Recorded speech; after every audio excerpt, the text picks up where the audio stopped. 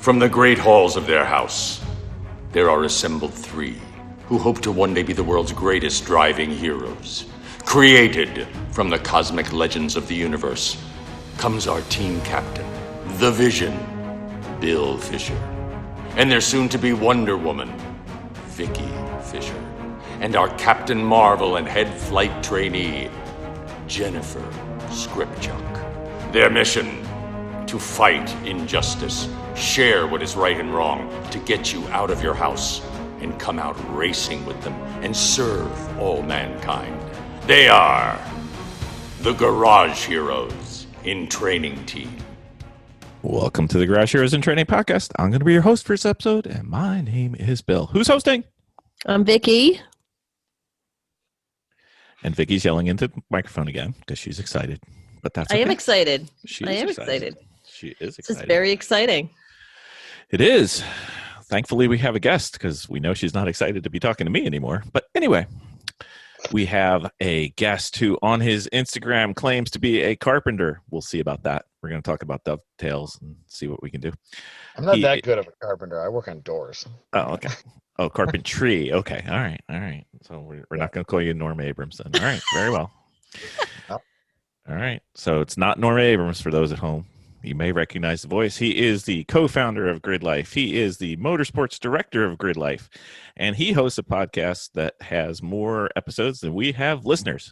His podcast is called Slip Angle Podcast. What? I have to make fun of our podcast, Vic. It's a shtick. You gotta play the game. I literally might have more episodes than I have listeners too. I don't know if I believe any of that data. I don't know. We were the number 3 podcast in, where was it? Indonesia? Like Indonesia, I think. Yeah, number 3 podcast in Indonesia, which means there's only 2 podcasts in Indonesia. They might not know how the internet works over there. I don't know. Well, thank you for all of our Indonesian supporters. Just in case you don't know who he is, we have Adam Jabaay from GridLife. Welcome, Adam. Hi, glad to be here. Hope my phone battery works and hope my phone works okay. My computer is dead and thus my microphone is dead because my charging cord is stuck somewhere in Detroit. I'm not sure why, but oh no. Yeah, it's on or maybe it's being shipped here by my buddy who took it from New Orleans because we had an event there last weekend and I left my stuff there and I don't know. I don't remember doing that, but I did. So I don't usually leave stuff anywhere. The post-race hangover is true. Well, I took my whole bag up to the tower to do. We were doing a drift competition on Saturday night, and Friday night we're scrambling to figure out the exact wording of the rules for this track and how do we make this awesome. And I left all my stuff up there except for the computer, and somehow one of my lead instructors sent the bag home with my buddy, and he doesn't live where I live, so. My charging cord is somewhere else, but what are you gonna do? It's north of the Mason-Dixon line, so it's getting closer. Yeah, it's closer than sub ocean level New Orleans. So, yes, very true. So Adam, yeah. there may be some people who don't know who you are. Could you kind of give a brief introduction to yourself? I do race car things. I play with old stupid Honda Civics. I have a $0 value Honda Civic next to me on a lift. My normal recording studio is in my wife's car, next to my car. And yeah, we started a podcast called Slip Angle, and probably 2015. I think we're 400 shows in, and it's sort of blossomed into a thing that we have to do because the entire GridLife paddock and a lot of other people listen to it, and so it becomes a good olive branch to the world about what we're doing with our event series. And I've been hosting track events with a buddy of mine, Chris, since 2004. We realized in 2004 you can rent a racetrack if you give them money. And so we started doing that, and we kind of flailed our way into knowing what we're doing, sort of.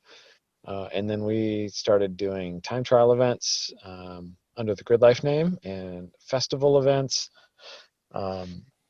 And just recently, in the past couple of years, we do a lot of drift stuff also at our festival events. And in the last couple of years, we have hosted wheel-to-wheel racing under the GridLife Touring Cup moniker, and it's been kind of the fastest growing sprint class in the country. So I'm really tired, and I wish I still loved cars, but some days I don't. But but here we are.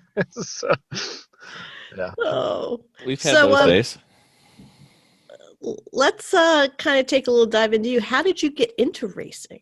I got into cars because a buddy of mine in high school. I keep saying a buddy of mine. I don't know why I keep saying that's like my phrase today. I might have had too many scotches at dinner. So, my buddy Dave, his dad owned a car dealership, and Dave had this like riced out Honda Prelude with like clear taillights, and his uncle had like done some airbrush decals on the side of it and stuff, and it was slammed to the ground with like H&R race springs from TireRack.com or whatever. And this is probably 97, 98. And I thought, man, imports are cool. I thought I wanted a Mustang. And so then I bought, from his dad's car dealership, I bought a 5-speed Nissan Maxima, and it was in 1991. And that was back when they called those the 4-door sports car. And so I had a sports car. I had an import sports car. And then I got into like reading Sport Compact Car, and I got into reading Super Street Magazine. And I realized I wanted a Honda Civic. I sold my Maxima to my brother, who has since modded it for the past 20 years. It now has like 500 wheel horsepower, and it's dead reliable. And he's got like the coolest old Maxima in the world. Even has a trailer hitch on it, and it has towed our Lemons car to an event before. You've raced his Lemons too. Yeah. Oh, we've raced Lemons. I've raced Chump Car. What have we? I've been at WRL events. I've done Lucky Dog yet? I've never done Lucky Dog. A bunch of people that drive with us have done Lucky Dog. Like they've flown out to the West Coast for it. Like out to, I don't know. It seems like they race in like the Canadian border up there in the West Coast. They do. Mm-hmm. But yeah, I would like to do a Lucky Dog event. But NASA, CCA, a bunch of different stuff. But now I don't have like any other time to do anything else because we accidentally started a sanctioning body. So Sanction buddy? Yeah, a sanctioning body of wheel-to-wheel and time attack and stuff like that. But yeah, so I got into cars, and then in a parking lot I met a bunch of dudes that were into old Honda Civics like I was in college. And and then we were doing ricer stuff, like putting red bulbs where white bulbs should be, and like underbody glow and all kinds of dumb crap like that. And then a couple of us got into like going to a racetrack. Like we knew there was a racetrack in Michigan, with Gingerman Raceway was the one that it's still kind of our home track. So we did some speed trials events, and I think Chris did a NASA event there, or a PCA event or something. And then we realized that they'll take money and they'll let you do whatever you want. And so we started doing like our West Michigan Honda Meet event. We did that event from 2004 to 2014. And it became like the fastest selling HPDE event like in the country. It sold out in, I think the fastest it sold out was 45 seconds. Wow. Mhm. That got kind of annoying. So we started doing more events, and like anything we do at Gingerman sells out pretty fast, which is kind of stupid. I have no idea why. We just kind of we've built like this community of drivers that want to hang out with us Gingerman. And so those events always sell, they always sell really fast. But then we started branching out. We did some Autobahn events. We did Mid-Ohio events. We did Road America events, Road Atlanta for a bunch of years. All over the place. We've been all over the country now. I think we've done events in California, Colorado, West Virginia, Atlanta, down in Georgia, Kentucky, Wisconsin, Michigan, Indiana. I don't know. We've been all over the place. So, but yeah, the event culture has ruined my life, and now cars are a job instead of super fun. So I wouldn't recommend it, but I'm glad it happened. So Cool. So, go ahead, Bill. I said cool. Okay. not So- cool. Okay. So exactly what is GridLife? So in 2013, we had Chris and I had made like a bunch of friends in the drift world because Chris had like directed a music video for the EDM band Flostradamus. Like they're What? like a Wait a pretty minute. What is it called? it's a pretty big EDM group called Flostradamus. Okay. Yeah, but that's actually the name. And they played our first event. Like look them up. They actually got like millions and millions of views on their videos. They got some pretty banging songs too. I'm writing But that down.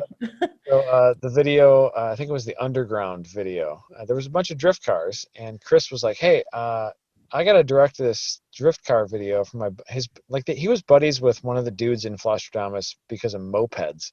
Like they were in like this like joke moped gang in Chicago, and like Chris is in his 40s, like he's not like a young kid, but like they were into mopeds, like old Honda Hobbits and like Pooks and stuff. Um, and one of the dudes was in this group, Flushdamus, that like got pretty big for a while. And so Chris was an art director at a big advertising firm in Chicago, and Chris did the direction on the music video, and they brought a bunch of drift cars into like this big lot. And I found him like a photographer, and I helped him a little bit with it, but like he got to know a bunch of this drift car crew in Chicago, and we had always just done HPDE stuff. And he was like, "These dudes are awesome. I wish we could do more stuff at a racetrack." And like I had gotten to know some car show people. We had done some car shows in Chicago, and I'm like, car shows are kind of stupid, like because you just like walk around, and after like 15 minutes, you're like, "Well, I guess I'm done with this car show." Uh, Hmm. but so we thought like why don't we like do another event at Gingerman where we kind of glue everything together, like all of our friends in the racing world and the HPDE world. Like I had some buddies that like we also did the grassroots motorsports like $2,000 challenge a bunch of years. We won it in 2009, and so we like knew some people in the grassroots world, and that like we met a bunch of people in SCCA and NASA land. And so we thought, why don't we just like glue all this stuff together and like host like a 2-day weekend at Gingerman, and we'll like do a concert at night on Saturday night. Um, and like that'll be like the glue that holds everybody together. And like it worked pretty well. We did it for a couple of years and like lost a bunch of money, but like it was super fun and everybody thought it was sweet. And so we just kept doing it. And then all of a sudden it branched out, and then all of a sudden my life is over and we don't have any free time anymore. Because that's all you work on is this grid life, huh? Because now I own a construction company and I also am a partner in GridLife, and I'm really busy. Ugh. So that's where we're at. And yeah, after a couple of years, I brought like I had gotten into SCCA and NASA wheel to wheel stuff. I did some Honda Challenge and some STL and ITA racing and SCCA. I was on the SCCA STAC rules committee for like super touring under and super touring light race classes. And so I was like really passionate about sprint racing, and I always wanted to bring that in. And for like 4 or 5 years, I thought about like my ideal rule set for sprint racing, and then with a group of buddies, I kind of we kind of honed in on what we wanted as our ideal sprint racing rule set, and then we introduced that we just finished our second season of that. That's GridLife Touring Cup, and so now that's kind of brought back my passion for a lot of this stuff. Is like, I mean, I live and breathe this like sprint racing rule set of GridLife Touring Cup, and like it's the best community, and like so I'm back in like both feet. I love it, but it also is exhausting. It makes me very tired hosting sprint racing events.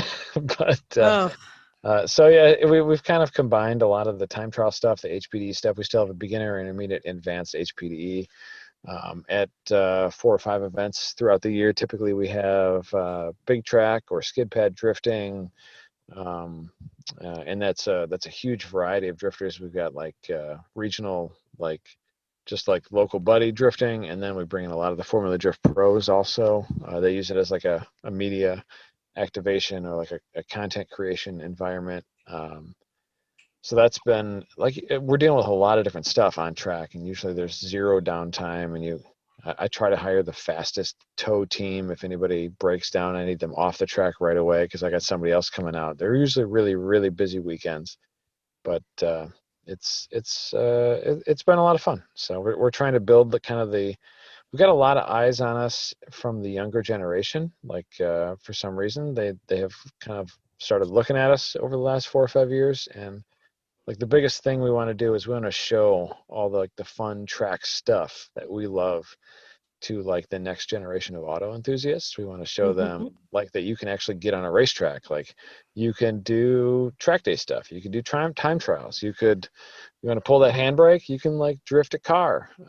Or if you want to go door to door with your buddies, like here's what we do. Like there's a lot of other ways to do it, but like it's possible. Like just to know that it's possible. We found that a lot of people don't even know that like racing is a thing you can do. They think it's a thing that somebody else does, you know? Mm-hmm.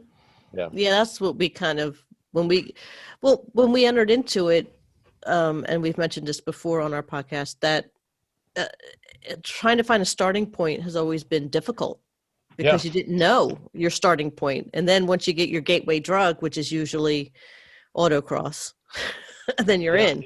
Yeah, it seems like there's such a perceived barrier of entry because it's kind of a subculture that people don't know about. You know, it's like everybody that hosts a track event doesn't tell anybody because like I don't know why. Like it's just like don't tell anybody. So we're trying to tell people, I guess. That's kind of what we do. Half the people we talk to don't believe that we drive race cars. Yeah, like I have a customer who's like, so what kind of race cars do you do? Like NASCAR, like IndyCar? I'm like, no, those aren't the only kind of race cars. There's more. No way.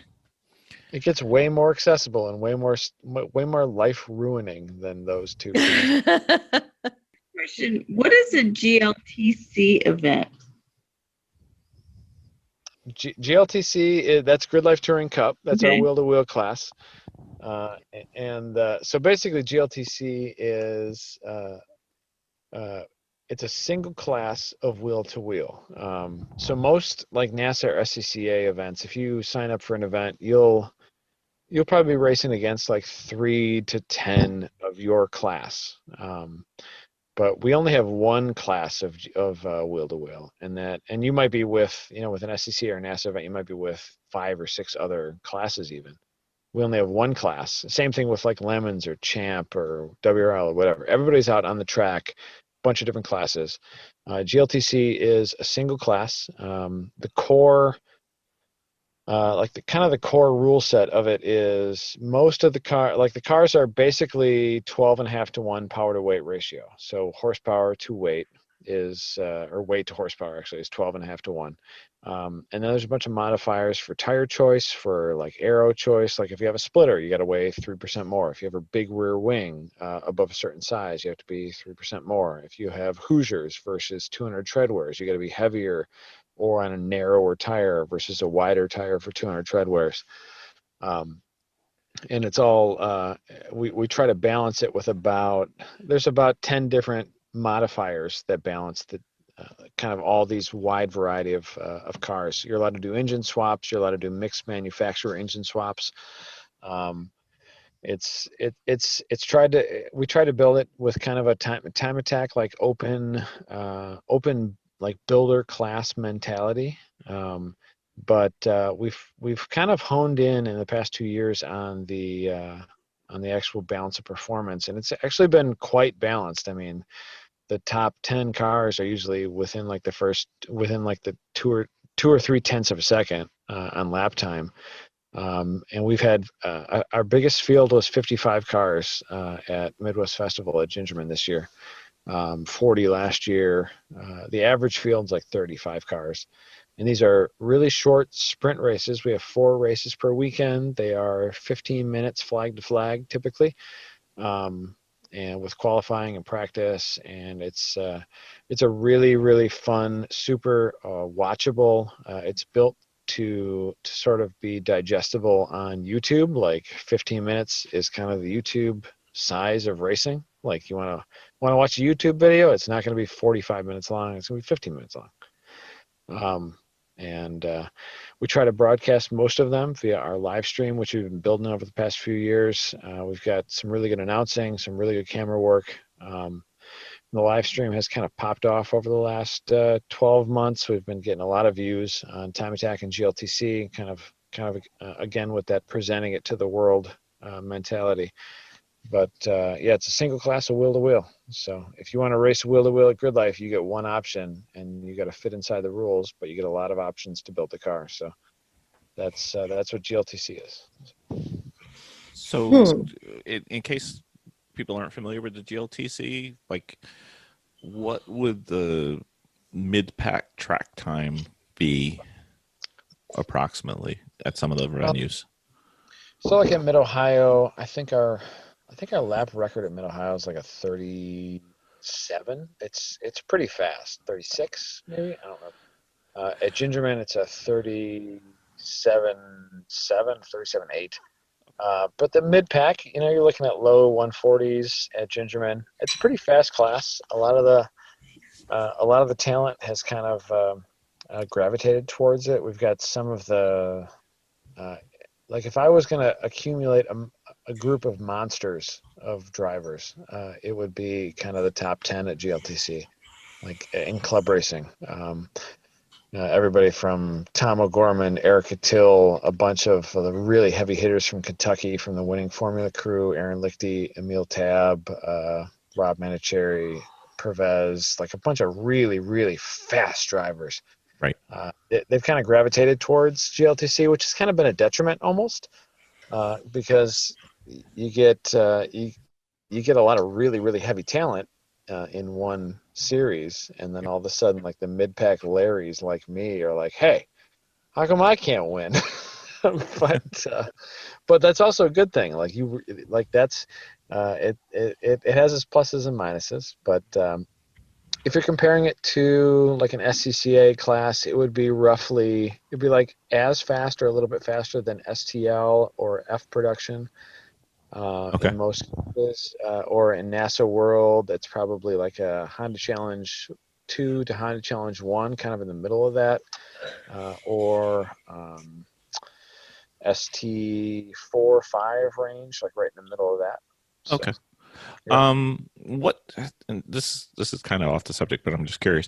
What made you go with that type of setup versus kind of like a couple different spec series combined? So in 2015, I wrote my first rule set for GridLife Wheel to Wheel, and it was 3 classes, and they were all sort of roughly power to weight, because power to weight is it's kind of attractive from a builder standpoint, because if you want, I never wanted to do spec stuff, because it's always like spec stuff is cool, like Spec Miata, Spec Racer Ford, there's a lot of cool racing in that, but my brain always gravitated towards the builder classes, like even Honda Challenge. Like you've got some engine swap capability in Super Touring Light with SCCA. You've got engine swaps. You've got your choice of brakes. You don't have to run factory brakes and stuff like that.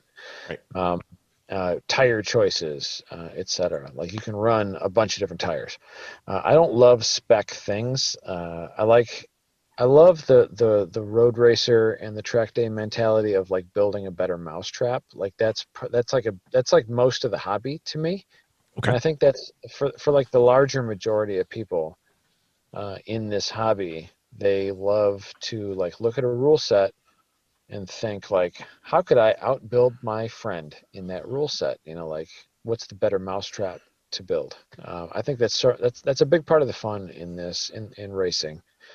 If you want to be a real pure racer and work on racecraft, etc., like I think some of that is now found in GLTC. But like if you want to work on racecraft, like why wouldn't you just buy a Spec Miata? Like that's where you work Right. on that. Yeah. And I'm not gonna get any better than the last 15 years of Spec Miata. So I want to do something different. Uh-huh. Yeah, it was So more that's of a kind of, philosophy that's why I question. went there. I mean, there's Yeah, and the biggest thing is like at our festival events, we'll get like a bunch of thousands of kids who don't know that racing is a thing.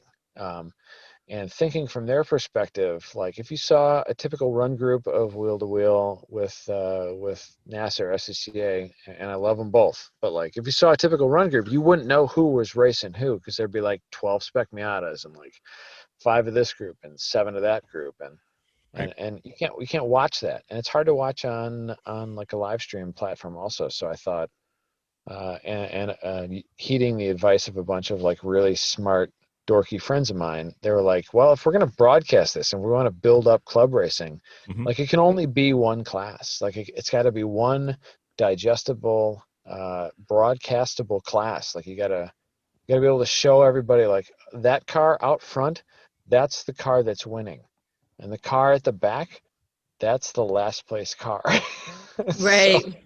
and like that's hard to, like, when you've got 5 or 6 classes, that's like and I understand, like, to pay the bills at an average club race weekend, you got to have like a bunch of classes racing. Right. But I've got HPD, I've got 75 car time attack field and drift cars and spectators and stuff. I've got like a different platform than the average club race weekend. Right. So we kind of chose that to show off like the best of club racing. We really strive for clean racing. We strive for gentlemanly racing. Like, we don't want anybody putting tire donuts on people. Like, it does happen sometimes, but we've never had a car in 2 years, and probably, I don't know, probably had 70 races. We've never had a car totaled because somebody else totaled them.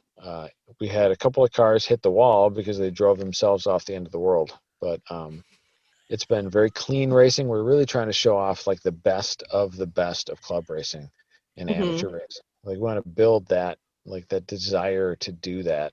Okay. And body shops are expensive, and body work sucks. So we really try to push the clean racing mentality. So we're just trying to do what we can do to make club racing a thing in the minds of like the 18-year-old Instagram enthusiast who like bought a 370Z last week and doesn't know what to do with it. So, yeah. In case someone at home doesn't know, what is the time attack event? So a time attack is you're driving against yourself. Like we have 5 main classes of time attack, and they're pretty much geared towards like especially the lower level stuff. They're geared towards like the HPDE style car, like bolt-ons and street tires and stuff. But time attack is in all of our classes. Basically, you are racing against yourself, and so we usually have about a 52. We've had up to 150 cars in time attack throughout a weekend, but generally it's about a 75 car field across 5 classes. And we send them out with pretty loose run groups, usually about 20 cars per run group. They go out to qualify, they set their fastest lap of qualifying, and then that grids them all, 75 down to P1 or whatever, and we grid them fastest to slowest, so they have their best opportunity to set their fastest lap throughout the weekend. And we keep regridding them, so they go out for heat 1. And then it's regridded fastest to slowest, and so you get your best opportunity to not have an interrupted lap. And there's a lot of theory behind the classing. A lot of it kind of speaks more towards traditional time attack in the U.S. and in Japan, and it's a little bit less horsepower limited. It's a little bit more limited by modifications and tire size and grip level of the tires. So like 200 treadwear tires down to like 60 treadwear tires to unlimited tires for unlimited cars. So you've got anything from like a bolt-on Subaru up to like the wildest unlimited class cars in the country. They run with us in Global Time Attack, and currently our drivers hold the production car record at Road America. Like, a car that was produced and sold at a dealership, like the fastest one was ran at GridLife last year, 208 at Road America, and like the track record stands, but the track manager didn't believe that it happened, because that's faster than like a GT2 RS YSOC or whatever. So there's kind of a spot for anybody and everybody. It's more of a builder's thing. Like, it's not power limited. It's really limited by modifications and grip and like. So we've got Street Class, Street GT. Street Class is basically for turbo 4-cylinders or NA 4-cylinders or NA 6-cylinders, and then Street GT is forced inductions 5 or 6-cylinders and naturally aspirated V8s. Street Mod is a little bit wide open power level. You can do some engine swaps, but the tires are small. The aero modifications are small. Track Mod tires are basically wide and unlimited. Power is wide and unlimited. You can gut the car more. You can put everything but a flat bottom floor on the car, but the tires have to be 60 tread wear or higher. And then unlimited is basically safety modifications. It's in the wheel-to-wheel level of safety or higher, and tires are wide open. Put as much meat as you want underneath that car. So, Wow. Good. So, how does your drift days work? We do a lot of different events. stuff with drift. We actually just a couple weeks or last weekend we completed our first drift competition. We've never done a competition before, Ooh, but we've always kind of incorporated drift into our festival events. And the festival events, Gingerman, Road Atlanta, Pikes Peak International Raceway, they incorporate some music. They incorporate a lot of like car show stuff, but a lot of it is just kind of like it's fun run style drifting, and a lot of the Formula Drift Pros and Pro 2s and Pro Ams and stuff, like those drivers use it as a media content creation kind of platform. But there's a lot of like club level guys. They're out there to have a good time.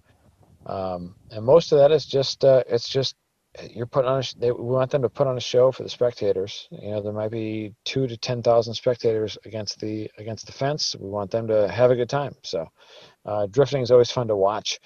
We just did our first, as I said, our first competition, and that was called GridLife Double Drift, and that was on the kart track at New Orleans Motorsports Park at NOLA. And the kart track has I think it's 89 possible configurations over, I want to say it's like 5 or 6 acres. So it's a pretty big kart track, like width-wise. You can actually drive a car on this thing, but it looks like a bowl of spaghetti thrown at a wall. Like there's track everywhere. There's so many options. And we most drift competitions in the U.S. and Japan, etc. It's one driver versus another driver, and it's like a lead follow kind of chase as far as the drift scoring goes. It's judged and it's lead follow, like who did a better job, and lead follow one more time. You know, kind of that style of competition. And we did a new style competition called double drift, and that is it's like team tandem. um, and it ended up happening in the rain, but we had 30-ish drivers, so like I think it was 12 or 15 teams, and so they had the entire track except for a couple of turns, which were used as kind of the cool down and shut down and come back to grid areas. They had the entire track to themselves, and they got to choose their own adventure sort of through this entire kart track. And they could start however they wanted, they could end however they wanted. They had basically a maximum of 90 seconds. So they would get like a yellow flag at 60 and a red flag at 90 seconds, or maybe it was, I forget now, 45 and 60. So it was a maximum of 60 seconds. And they would get a red flag at 60 seconds, and that's when judging would stop. So it was sort of time limited because we wanted to get everybody through it at a decent amount of like time, and also tires and cars start to blow up after too much drifting. But the winners ended up starting nose to nose, and one of them did a J turn and did a bunch of tandems like drifting, and then kind of synchronized 360s, and like it ended up being a little bit different from a traditional drift competition. So It's kind of hard to explain, but hopefully that's a concept that evolves in the drift world. We had a lot of fun doing it. So I've heard rumors on a podcast called Slip Angle of a drift type event where the people chose the turn that they wanted to demonstrate. I believe somebody chose. I just want to see Vicky's face, and this is sorry for the podcast listeners at home, but somebody chose between turn 11 and turn 1 doing a drift at Road Atlanta. We haven't done a competition there. We've done open drift at Road Atlanta. We did pro level full course drift for a few years at our festival at Road Atlanta. The very first time that we opened the full track, because traditionally Road Atlanta they've done Formula Drift for a bunch of years, like 10 or 15 years. And they use, if you've been to Road Atlanta, you drop down the big straightaway towards turn 10A, 10B. And then there's that little like ribbon of asphalt, like a circle off to your right that you never drive. And that's the drift arena. And there's kind of like some bleachers and grandstands built into the natural terrain off to your left, and then like an area off to your right where they usually put up big grandstands and tents and stuff for Formula Drift. So it's kind of the drift arena area, but we use that for most of our drift for our festivals. But for like selected drivers, we would do a full course drift. And drifting down turn 12 and like down the S's at Road Atlanta is the gnarliest thing you've ever seen. So I rode with the first year we ever did it there. I rode with Chris Forsberg, who's like a 3-time Formula Drift like world champion. He's got a demo car, which is a Nissan or an Infinity, like whatever the rear-wheel drive V6 Infinity thing was. He's got a big Nissan Titan V8 in it, and a crazy race transmission, and it's 4-seater, full cage, like full harnesses, but it's 4-seater. So I rode in the back of this thing, and drifting down the S's at Road Atlanta, at like faster than like a race car goes, Wow. it's the gnarliest thing I've ever done in my entire life. But drifting down turn 12 is absolutely bonkers. If you've been down turn 12, it's like a shift between 4th and 5th gear in most cars, and like you're doing like 110 to 120. And like it's a very unforgiving bottom of the turn. Like there's walls on both sides. Like Dr. Panaz made that track like very spectator friendly, so he put a lot of walls there so you can walk right up to that racetrack, and you're down in a chute of concrete, and if you go left or right, like you're hitting on like what, a 7-foot concrete wall. And we were drifting down that thing sideways like 110. Like it was out of it. It was so crazy. I think I can't even get one little drift going yet. I can't imagine all that. Yeah, no. And then what they call manji drifting, like the straightaway between 12 and 1, like they're literally like sliding back, like left to right, like using all the track at like 90 miles an hour. It's Jennifer, wild. that would be so much fun to watch.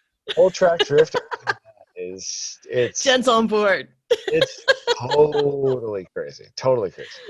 Yeah. One of the wilder things that I've ever done was ride in a drift car. I actually drifted my first car last weekend at NOLA on the skid pad. We had 3 tracks at one time operating at NOLA. We had the big track, we had the kart course, and we had the skid pad. They have a huge skid pad.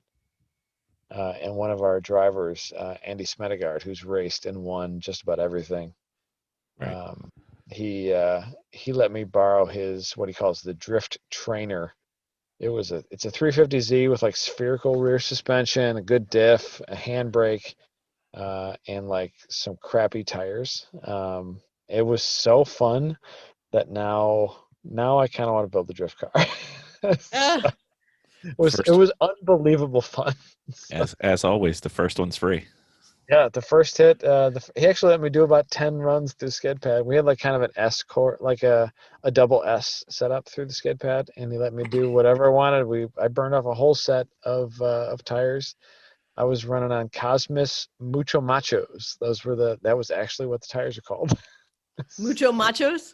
Mucho machos. That's what I killed. I killed a set of mucho machos. Well, you must be mucho or macho. I was so stoked on drifting. Drifting was I have I have like a whole new respect for it. And like, so the first time we ever brought drift to a road course, I thought, what the heck? What are we doing this for, man? Like, this is dumb. Like, I thought drifting was and then I saw Ryan Turk go 100 miles an hour into turn 1 at Gingerman. And I thought, wow, that was pretty awesome. And like until you've seen it, and I for most road course and like HPDE drivers, they'll like, everybody has this instinctive like, oh, that's stupid for drifting. That's like their first instinct is like, that's dumb.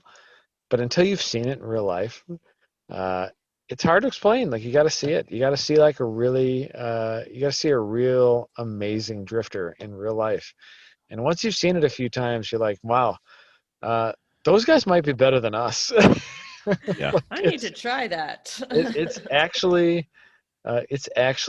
utterly incredible when you see like some of the pro level drifters. It's the car control is just amazing. It's the same disease, but it's a different symptom. Do you know what I mean? I like it. It's totally incredible. Like, literally unexplainable how cool it is. So is there any desire for multi-driver endurance type races yet? So I do have a bit of a rules committee formed. We do want to do some of it. There's a lot of options in that space, and we don't want to like steal anything from that space, because there's Champ, and there's Lucky Dog, and there's Lemons, and there's WRL and AER. And they all do their own thing a little bit differently. But we do sort of have some desire to do our thing once in a while in that world. And one of the classes would be GLTC level, and then one of them would probably be something else, and another would probably be something else, and maybe there'd be a fourth. So we're kind of we're putting like a toe in the water. I've ran with most of those organizations, and I've had a great time with basically all of them. And we've done semi well with a couple of them, and had like the best time with all of them. So I know what I love about most of them. Oops, I hit the horn in my studio. In the studio. Yeah. The studio's acting up. The 2003 Honda Civic. But I know what I love about most of them, and I know what I would, or I sort of know what I would love to do differently. And I think what I would love to do differently, like the biggest stress for me when I'm doing a 7 or a 24-hour enduro, like a lot of them do double 7s or double 8s. Right. And I've done some 24-hour stuff and 14-hour stuff. The biggest thing for me is like the stress of like the time frame, like for 7 hours or 24 hours, you're staring at Race Monitor or Race Hero. That's only if you care if you win. Well, yeah, if you care if you win. And I always told myself that I wouldn't care. And the only time that, like, as a team leader, that we did well was the time where I was like, guys, I don't care what happens. I'm going home tonight. It's my wife's birthday tomorrow. Like, let's just go out and have fun. Like, who cares? And that was the only time we ever won. There you go. There's a lesson there. Yeah, there's a lesson in like car prep, but like we were super well prepped, but like we just went out. We tried not to crash into anybody. We had a good time, no black flags, and we won by 15 laps.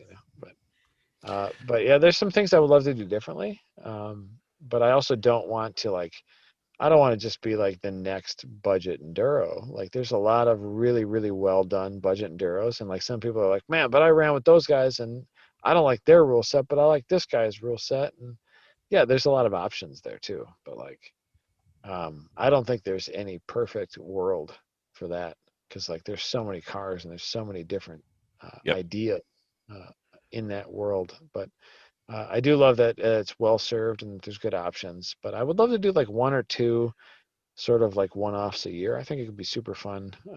They could be super fun events. Like, and as an event organizer, like I daydream about just like not worrying about the schedule at all. Just being like, all right, everybody, like, here's pace lap, green Start. flag, go. Go. Yep. I'll see you in And 10 I don't hours. have to yeah, I don't have to think about it until 5 p.m. Like, that sounds amazing. Yeah. That's good Like, when you actually get to rest a little bit. yeah, the average day has a 20 flag, has like a 20-minute session and a checker flag like every 17 minutes. Yep. It's real busy. So Yeah. with us going into the off season, I hear rumors that you guys have some non-meat space racing for people to participate in. Non-meat. Non-meat. Well, we do have we've done a bunch of internet virtual sim stuff, if that's what you're talking about. Yes, Which I sir. assume. So we have GridLife iRacers, which is a growing and pretty competitive group of iRacing. We also did a Forza League last year, and we're in the works of building kind of a virtual festival event this year, which would incorporate a bunch of different forms of gaming. Everything from like Wreckfest to Forza to iRacing to like there's so many gaming choices, but our buddy Kyle from Sim TV, he's sort of a producer of high quality live streams for iRacing, for Assetto Corsa. He is now employed full time at GridLife, and he's going to that's going to be a big push this year for us and for the next few years. So virtual world it's a great path into into the real world too of racing, and it's also the very attainable path. A few $100s you can have, it's a pretty solid, rig to drive and just do it from your desk. So yeah, there will be a lot of stuff coming out. I think our first iRacing league starts in 1st of December. There'll be info out next week about that. That'll be the European tour, I think, presented by FCP Euro. Oh, wow. So it'll be a bunch of European tracks, European cars in iRacing, and then we're going to move into Forza stuff. We'll have, I think we'll have a pretty good season of that. I did a lot of announcing of that last year and sort of burned myself out on announcing Forza. Kyle's better at it than me, so I'm glad to have him fully on board this year. Oh. So, Adam, how are your events structured?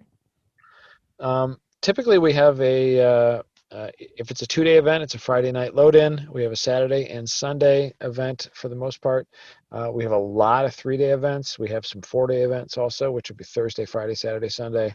But on a 2-day event, it would usually open up with a bunch of HPDE. We have usually a larger block for beginner stuff.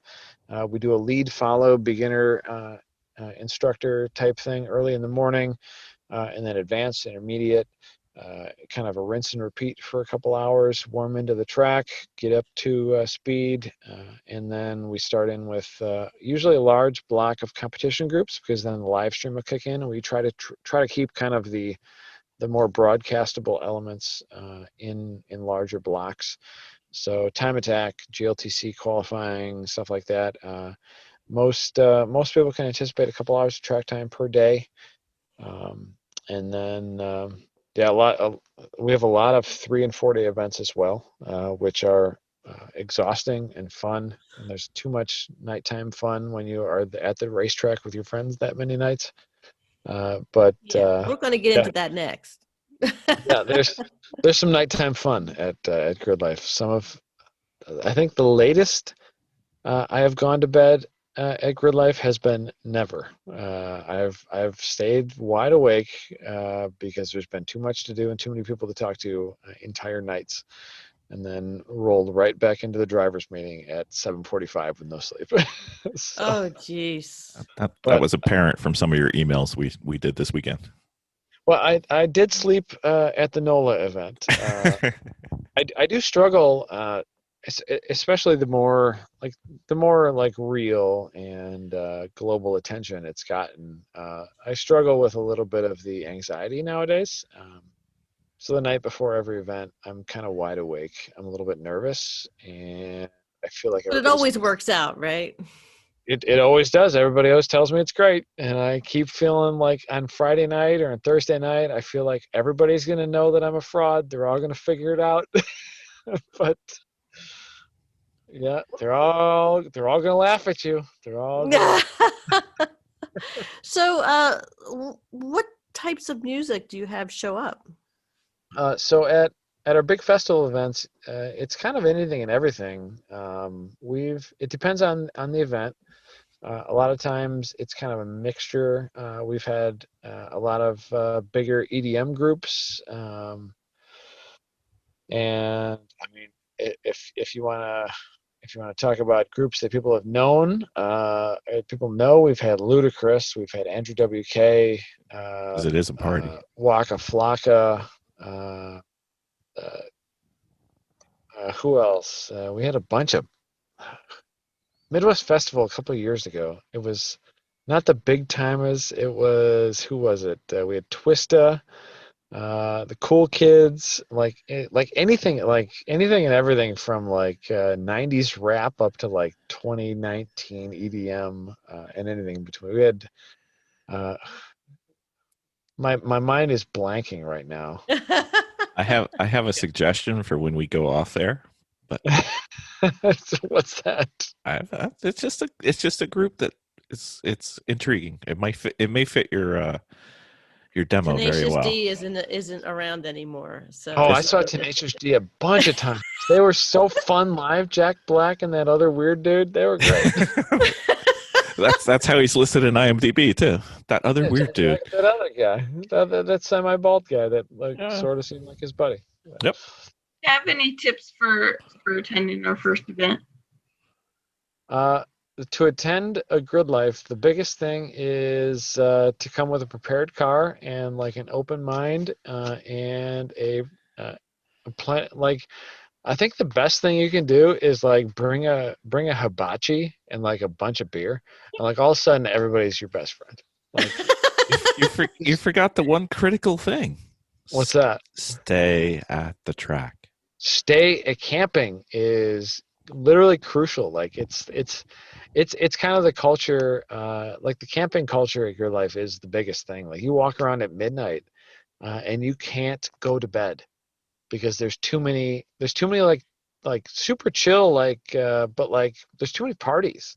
Some of them might even have DJs. Typically there's 2 or 3 with a DJ at a bigger event. But like, anybody set up a hookah tent? oh yeah, oh definitely. Yeah, there might be it might be way worse than that, but like worse as far as illegal levels. But it's really more of like a celebrate. It's like a cut loose, but also like, we got to wake up at 9 a.m. and do this racetrack thing again. So typically we obviously stress a safety vibe. If somebody doesn't look like they should be driving, they don't drive. But if like the biggest thing is, it's like the place to go to have, if you want to envision your best weekend ever, like that's what we're trying to always create, like the weekend that we want to attend. Like the first event that we ever did was like the kind of the guiding principle behind it was like, what would we do if we could like invite all of our friends to a place and like have a good time, but like it would be a party with a racetrack. Like, we don't want to kill anybody. We don't want it to be stupid, but like we want everybody to have the best weekend ever. And so that's kind of that's literally the guiding vibe. We've had everybody from like 65-year-old bad MF or instructors, like down to like 19-year-olds having the best time. Like, this doesn't need to be ageist. It doesn't need to be classist. It doesn't need to be like BMWs versus Nissans or Hondas or whatever. Like we all got the same disease. If you want to go to a racetrack and have fun, like, yeah, like let's all have fun together. So. All right, so we had a few audience / past guest questions come in. I was told to ask you about your motorhome. Oh man, don't get me started on my motorhome. That's usually an hour episode all by itself. Yeah, we do. My co-host, actually both of my co-hosts on Slip Angle, Austin and Abrams, they have both been previous or current RV owners. So we actually started a semi-other podcast called C-Class Citizens, where we talk about RVs more. But we do get dragged down the RV wormhole once in a while. I'm on my second RV You because know, I the, live. C-class citizens. like Yeah, like you needed something else to do, sir. RVs are a project, especially when you only pay like sub $10,000 for them. Like they're a project. That's why we don't have one, because we have enough But- projects. But they're also like they're better tow vehicles than like any truck you can buy. So my first one was a 5.9 Cummins diesel pusher with an Allison transmission, and it was cheap. It was like $7,500, but it needed a ton of work. So I remodeled the entire thing over a winter, just like like lipstick on a pig kind of remodel, like paint it, Absolutely. and glue down laminate floors and fix the plumbing, and like made it a really functional. It was a 34-footer. But it wasn't really set up well to tow because like when you hooked a big heavy trailer to it, it turns out there was only like, and I'm not even joking, there was only like 1,000 pounds of weight on the front tires, which isn't enough when your combined vehicle weight is like 40,000 pounds. No. So like you don't have a lot of like weight on those front tires to do like Jennifer, steering. do you understand all this, right?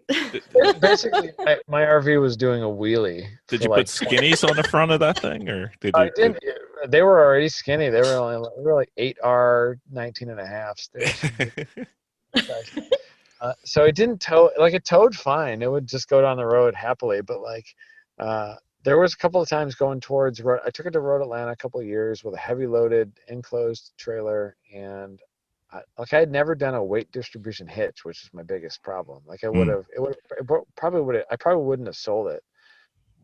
But The car that got going down away. the mountain to Road Atlanta, I think it's like Eagle Mountain or something. There's that big, huge climb. You go up, you go back down, and like I couldn't keep it on the road. Like there was a couple times where it just, by the grace of God, I didn't wreck this RV. And the high winds, like crosswinds and stuff, like it just walked this thing all over the place.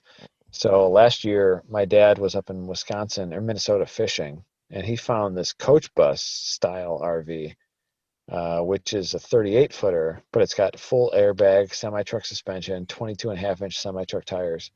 And the thing was like just sun beaten in. It lived most of its life in Florida. It was a terrible RV.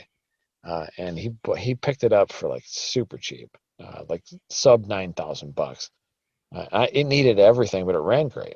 And that's the one I'm currently working on. And this thing it's like literally a dream. You can hook the entire world to it, like fill the entire world of trailer with race car and festival gear and like a gajillion bins of junk. And it just happily goes on the road at 75 miles an hour and gets 9 miles per gallon. It's the greatest RV of all time.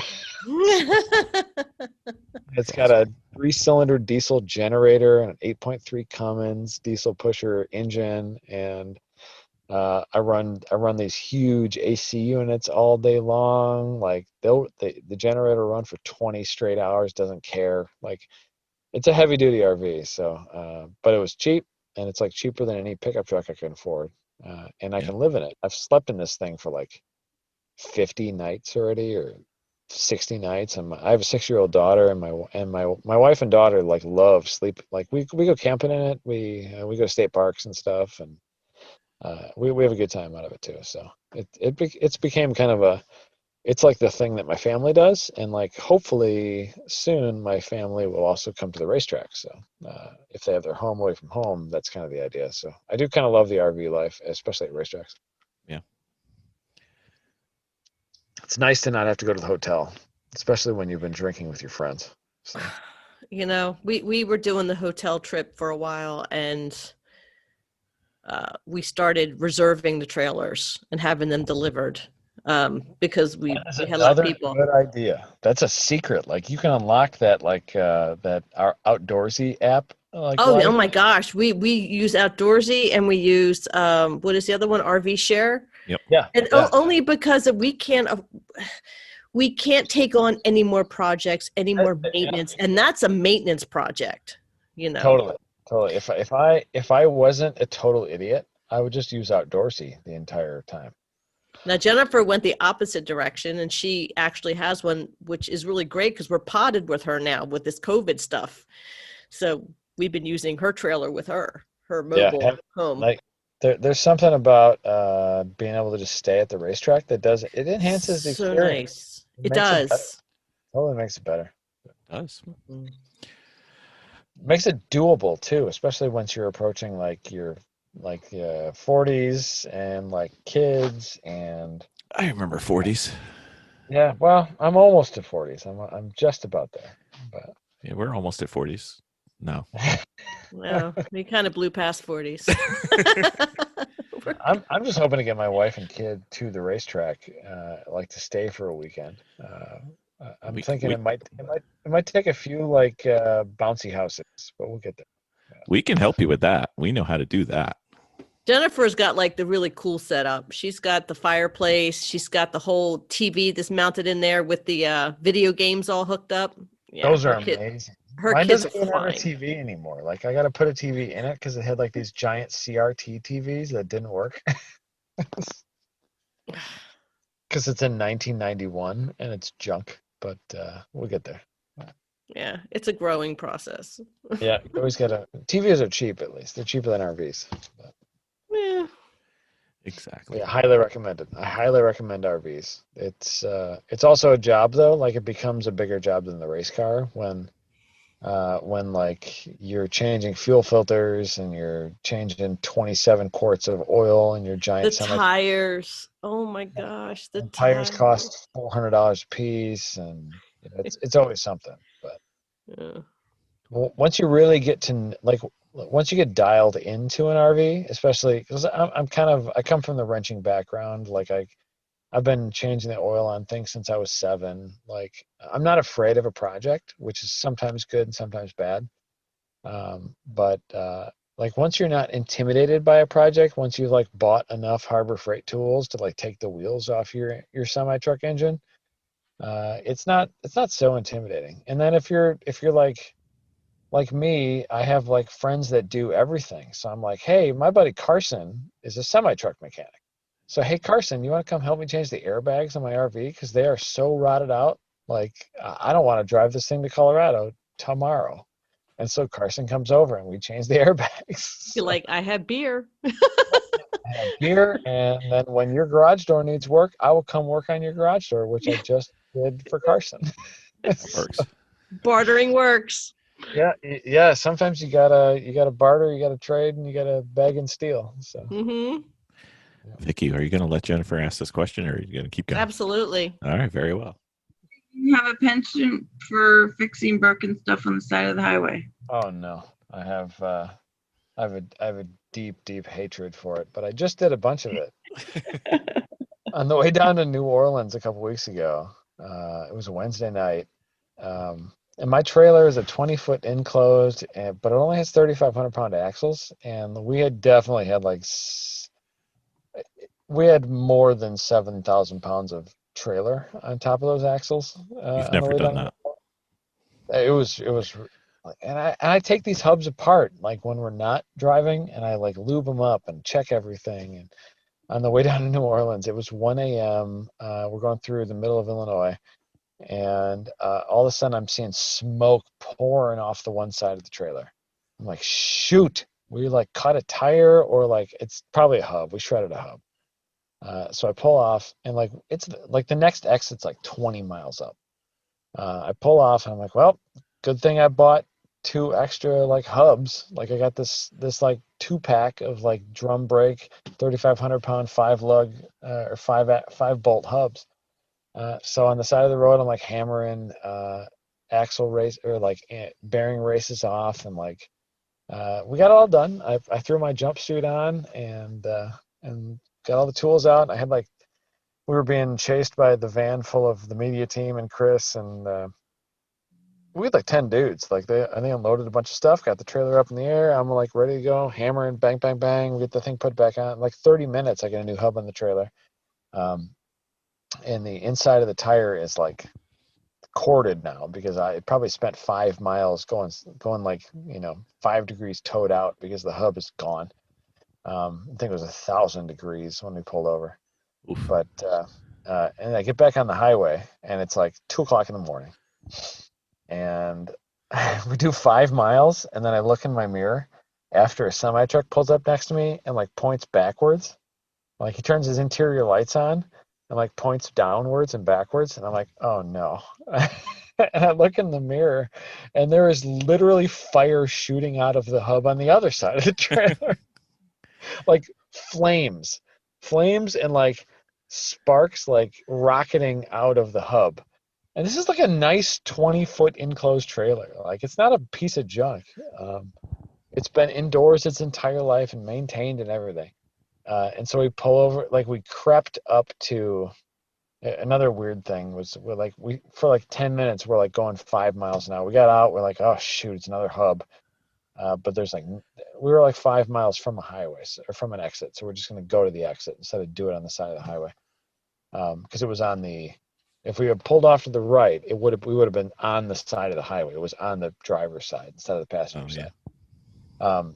So I just like limping it up to the highway, and then I see this minivan like come flying past me, throw its hazards on, and like gets in front of me. I'm like, what's this jerk doing? And so I crept around him, and then I get a phone call from one of my timing and scoring guys who's driving down from Chicago, and it's him and his family. So we had a whole team, like 20 people at this gas station. And we're banging and torching, and this inner race was stuck. Like it did not want to budge. And right before I left, I had looked at my cordless grinder and like the brand new flap wheel on it, and I thought, I won't need that. And man, did I need that. It would have made this job like a 35-minute job instead of like a 3.5-hour job to get this inner race off of this axle stub. So always take all the tools that you don't need. That's my biggest advice. Take everything. Just take it all. If you take it, you won't need it. But if you don't take it, you'll be like, why didn't I take that widget? That would have saved my day. Okay, so we're going to have a little game. We always do this with all of our people that come on. They're rapid fire questions. We get to know you a little bit better. We call them the Fast and Furious Storytime questions. So Jennifer, do you want to start them off? What was your first car? What was your worst car you've ever had?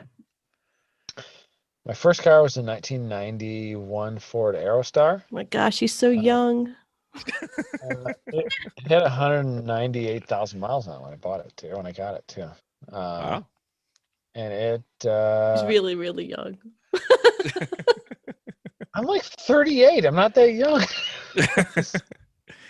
It's the company you're keeping. I've been hosting events for like 18 years.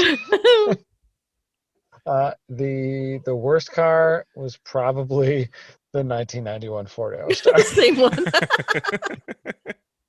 Very nice. Although you can put a lot of BMX bikes in that thing and drive to skate parks all over the Midwest and take your friends to the emergency room very effectively in a 1991 Ford. You could even lay them out flat. Yeah, totally. Especially when you take that middle seat out, man, you got all the room in the world. Exactly. So what is the car from your family growing up that you remember the most? I remember my dad's the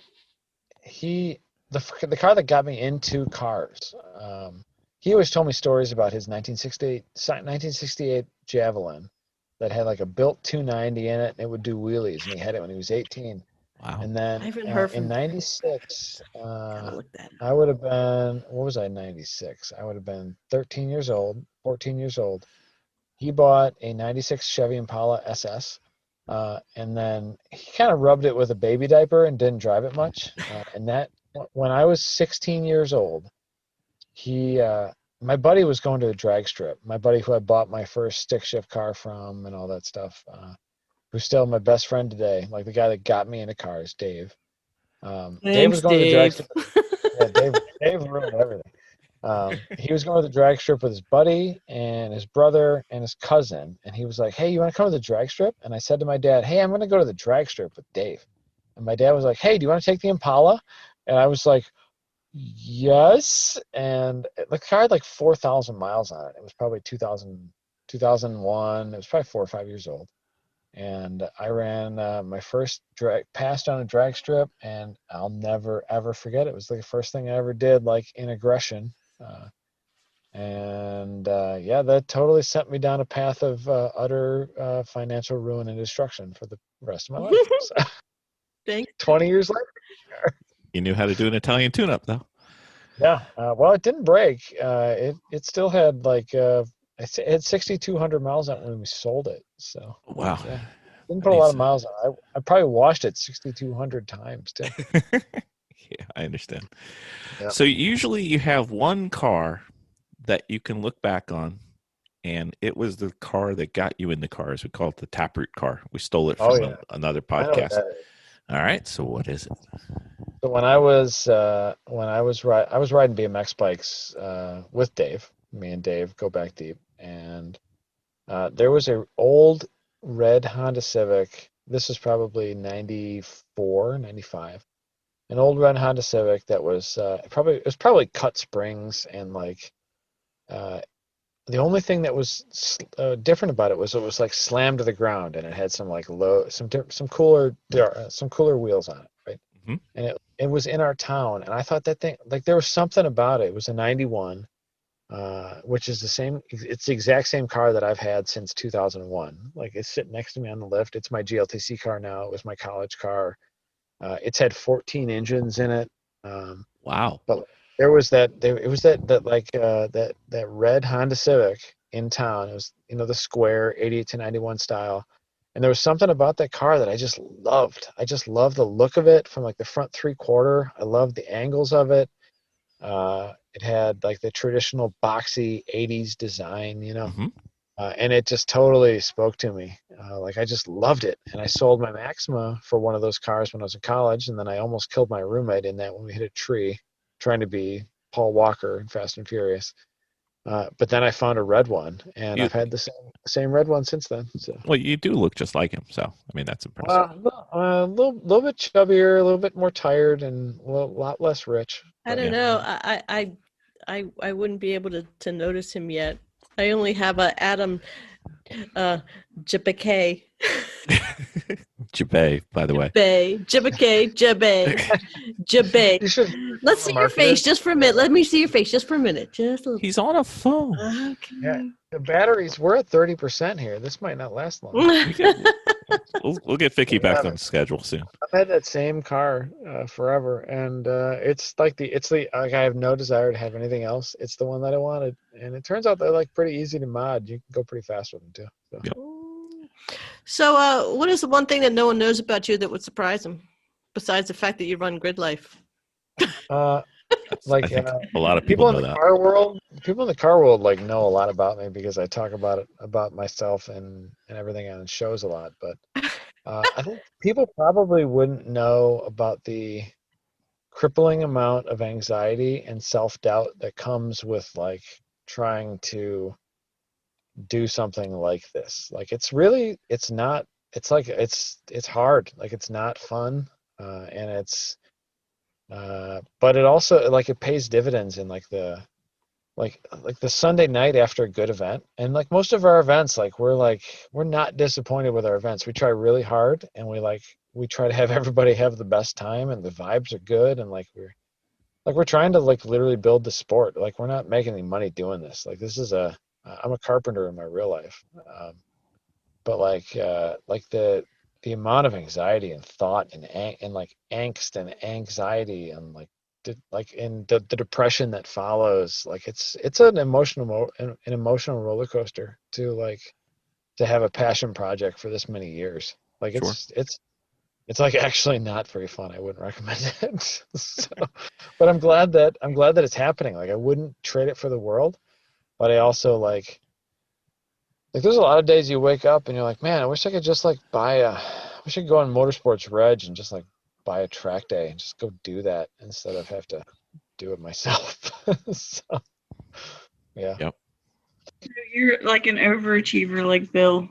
I don't think I've liked anything that I've ever done. I've never liked any of it. Like, I've always came away thinking like, oh, that was a pretty good weekend. Totally screwed that other thing up that like you didn't see that coming, did you? Wow, you're not good at this. Let's make that better next time. And there's always something like that. So that's two things we're going to have to talk about after this podcast. But yeah. We can help you with that one. All right. So, automatic stick or don't care? Big question. I prefer a manual. My daily driver is an F350 for work, and when the original drivetrain had a problem, I swapped in a Cummins 5.9 and a stick shift transmission, and I actually bent the pedals into the exact same like heel toe configuration of my track car, so I could practice. So yeah, I'm definitely a stick shift person. Although my RV being an automatic is like totally fine. I'm glad I don't have to heel toe the RV. But his manual for his daily driver is because he's so freaking burned out that he doesn't want to think about anything else. It becomes pretty natural after a while. Like, yeah, it's nice to not forget how to drive stick because you only do it at the racetrack. So I don't regret swapping that thing to a stick shift. No problem. So, do you have a favorite race driver or a race driver from when you were growing up? Maybe, I don't know. I never ever watched racing. My grandpa was like a local stock car driver when I was a kid. Like he did like the local 1/8 mile or half mile roundy round stuff. Mm-hmm. But I never really watched any racing. When I was probably in college, I started watching like Speed World Challenge stuff a little bit. And I kind of love the real time racing stuff because I was kind of getting into Hondas then. So I would probably say Peter Cunningham. He's probably, and we interviewed him a long time ago on Slip Angle, and he was the most awkward standoffish guy ever. But I still like him, so I would say probably Peter Cunningham. Okay, next question. Front wheel drive, rear wheel drive, 4-wheel drive, or does it matter at all? Totally deep into the front wheel drive world, but I don't think it matters very much. Like if you drive a lot of stuff, it's really just grip management. You're managing the grip of the tires, and like you're just using the tools that you have to do that. So once you see like the bigger picture of it versus like, oh, this is the front wheel drive line, or this is the rear wheel drive line, like that's not really as real as like the stereotypical like track day forum bro thinks it is. I think you're really managing grip and you're managing tire setup and car setup. So I don't know if it matters quite as much. I'll drive whatever, and I have driven whatever, and I've enjoyed whatever.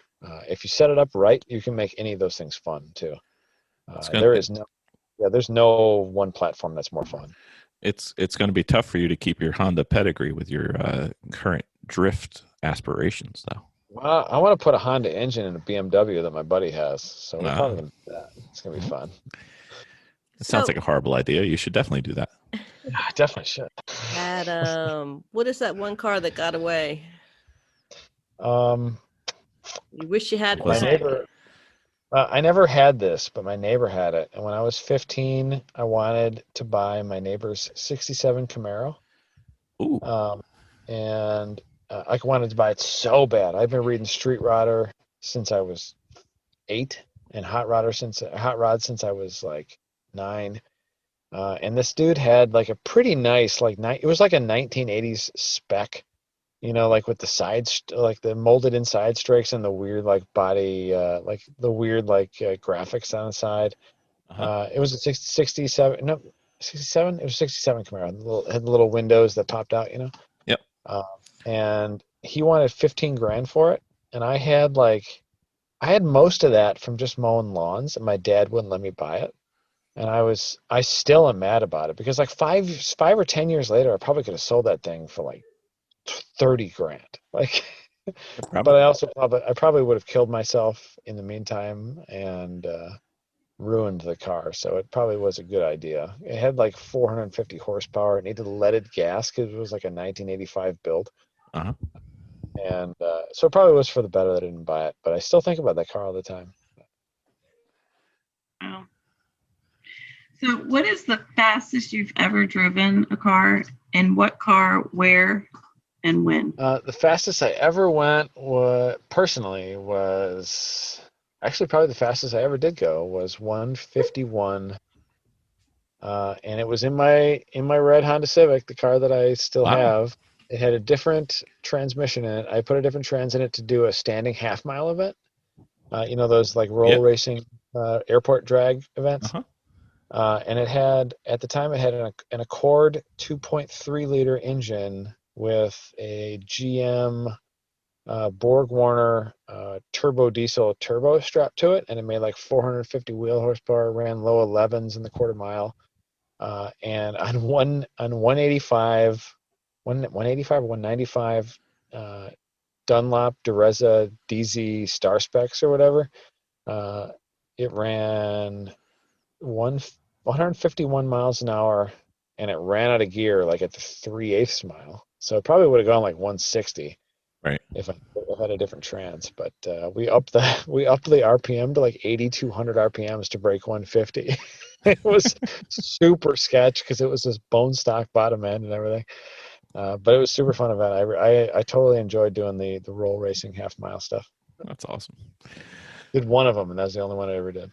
Okay, so since this GridLife thing isn't making you independently wealthy, we decided that we're going to win a very large lottery. And with that, we're going to have a desert island with a track and all kinds of courses, so you can do anything you want there. But we want to invite all our podcast guests on, so we want to make sure we have the top 5 cars that you want. So what would they be? The top 5 cars. Yep. Just to do anything I wanted for the end Anything. of time. Pretend we have an island called GridLife Island. Okay, I would have my personal Honda Civic. Okay. I used to have I only did one track event with it. It was a Lotus 7 chassis with a sports racer body on it, and I swapped in a Yamaha R1 engine into it. Okay. And so it was right-hand drive, sequential transmission because it was a bike motor. But it had this beautiful like old school Can-Am looking sports racer body on it. I would want my Civic. I'd want that thing. That was a Fraser. It was built in New Zealand. I'd want the Fraser, my Civic. I'd probably want a 650 horsepower K24 swapped Miata, which was another. The K Miata craze came about because my buddy David, who owns K Miata, and I were riding back from Mid Ohio in my F350, towing his Integra and my Civic, or my CRX at the time, and he was like, "Man, I just drove our buddy Austin's Miata. That thing is awesome. I wish I could put a K24 in that thing. That thing needed more power." And then all of a sudden, we did the prototyping and the mounts and the plate and everything to do the K24 swap into Miatas. So now that's a thing. So I kind of ruined that world too. But I would take a K24 swap Miata with tons of power because that's so light and so fun. I want I want like a 67 Shelby 427 Cobra, and I want a GT40 with a 427, just like the big boys that won Le Mans, because I've always thought that was the wildest, coolest car of all time. No aero, just all slippery and just crappy bias plies. Figure it out later, right? Yeah, just go fast and make the noises and figure it out on the other side. Exactly. Not a problem.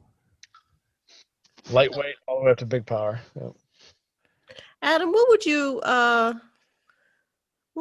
your dream car be to start a build from? I don't know. I think I'm way too dedicated to this stupid 80 to 91 Civic world to think about much else. But I think if all my Civic crap got thrown away, like it should, like I don't lust for anything else. That's the stupid thing. Like you don't want to build that Camaro again? That was like years ago. Like I don't lust for that stuff anymore. I'd probably do a tube frame car. I'd probably start with,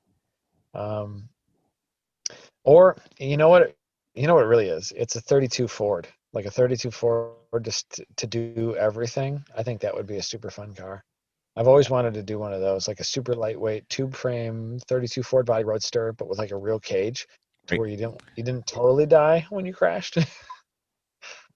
But like maybe like a S2000 engine, or like a K24 rear-wheel drive with a BMW Trans, or something super lightweight, aluminum block. You can make a lot of power with that stuff nowadays, and you can build one of those things to be like sub 2,000 pounds. That could be super fun. Need wheelie bars in the back. Yeah, make it do everything. Do wheelies and like do burnouts and donuts and slide things. If you set up the rear suspension, give it lots of steering angle where you could be a drifty boy, but also like pull into Cars and Coffee and like old dudes and buy you donuts because they think your car is awesome. The the one car to rule them all. Yeah, that's right, man. That sounds perfect. All right, Adam. So if you can only daily drive and race cars from one decade in the past, what decade would you choose? 1980 to 1990. That's what I would do. Quick on that.